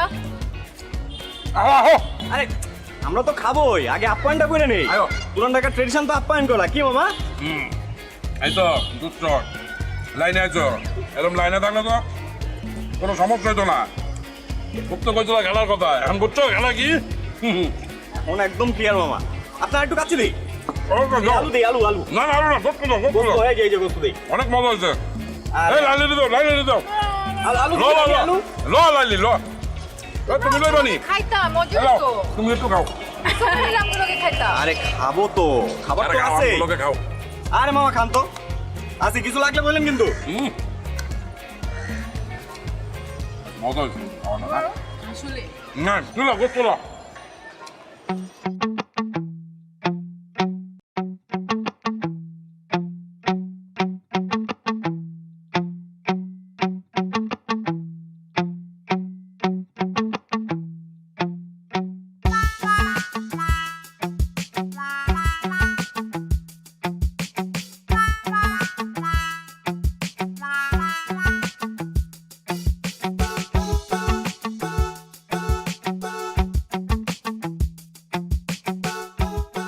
এইবার লইয়া কয়বার হয়েছে? ভাই 5 বার। তোমার এত করে কইছি যে একটু কম কম খাও, মাগনা খাওয়ান পাইলে হুদাই হামাম করে খাও। দুলা ভাই আমি তো মাগনা খাওয়ান খাই ভাই, আমরা তো বাজিতে জিতছি আর আমি তো পরিমাণ মতোই খাইছি। বিশ্বাস করেন দুলা ভাই, আমি নিশ্চিত ওরা খাওয়ানোর মধ্যে কিছু মিশাইছে। লাইলিও তো পরিমাণ মতো খাইছে, ওরা তো পেট নামছে শুনছি। হ্যাঁ, মানুষের খায় কাম নাই, তোমার খাওয়ানোর লোকে কিছু মিলাইছে। ভাই আপনি জানেন না ওরা অনেক ডেঞ্জারাস, অনেক ডেঞ্জারাস দুলা ভাই। ওরা প্রত্যেকটা ধরে ধরে ফাঁসি দেওয়া উচিত দুলা ভাই। আমি খালি একটু সোজা হয়ে দাঁড়াইলই, তারপর দেখেন আমি রাজপথে নামবো, রাজপথে নামবো, আমি আন্দোলন করবো অগো ফাঁসির লিগা। যাও যাও, তুমি তোমার কানে যাও, আমি তোমার লেগে কেড়ে বয়ে থাকো। আপনি একটু বহান ভাই।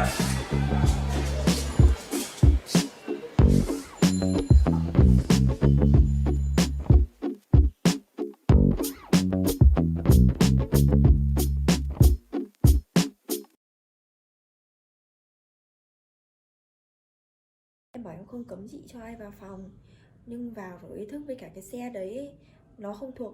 Nó không thuộc trong cái nhà đấy, nên là tất cả các chỗ khác người ta cũng không cho để đâu, với cả chỗ mình cũng thế thôi. Nên là nó mà ấy thì để xe ra cái chỗ trường học, tiểu học và gửi 1 hôm nếu mà có ngủ lại. Còn cái giày dép của chị ấy, chị Hạnh bảo là mấy lần thấy chị đi giày dép lên phòng lên cầu thang ở đấy. Cởi cái giày ra xong rồi cầm, không được đi giày lên cầu thang, cầm từ trên phòng xuống mà đi xuống dưới đi. Với cả chị Hạnh bảo là cái tin nhắn của chị Hạnh ở trong nhóm ấy, chị thấy là xe, chị đọc chưa? Em hỏi tin nhắn trong nhóm chị Hạnh, chị đọc chưa? Bây giờ chị thấy tin nhắn rồi thì dép lại đi. Bảo là xe của em. Chị Hạnh bảo là như thế chị có nói gì với chị Hạnh chưa?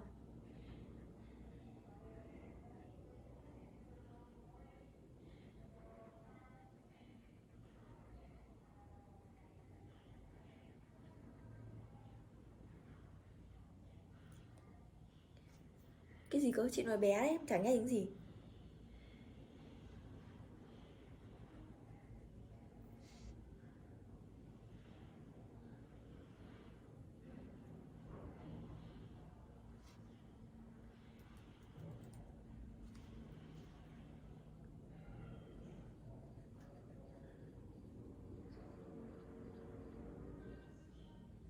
Mình đang dùng màu vàng để tô tiếp bức tranh nhé. Mình đang tô phần tai của chú sóc ấy trước.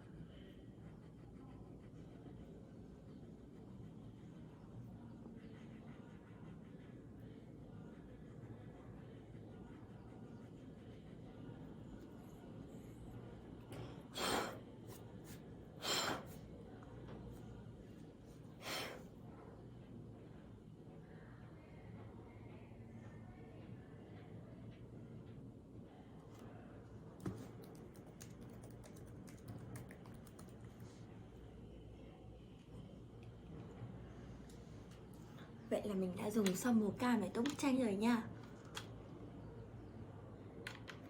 Và tiếp theo thì mình sẽ lấy màu xanh nhạt để tô vòng tròn ở bên này nhé. Và đây là màu xanh nhạt mà mình sẽ cần để tô.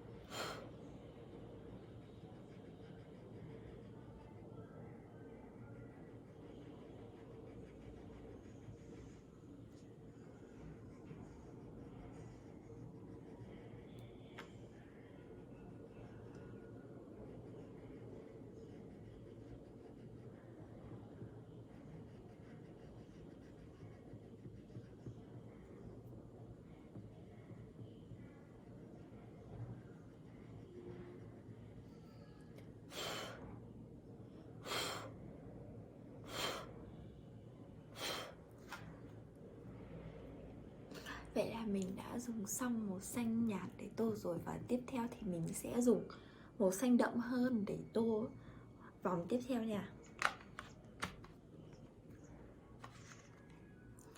Và đây là màu xanh đậm hơn mình sẽ dùng để tô nhé.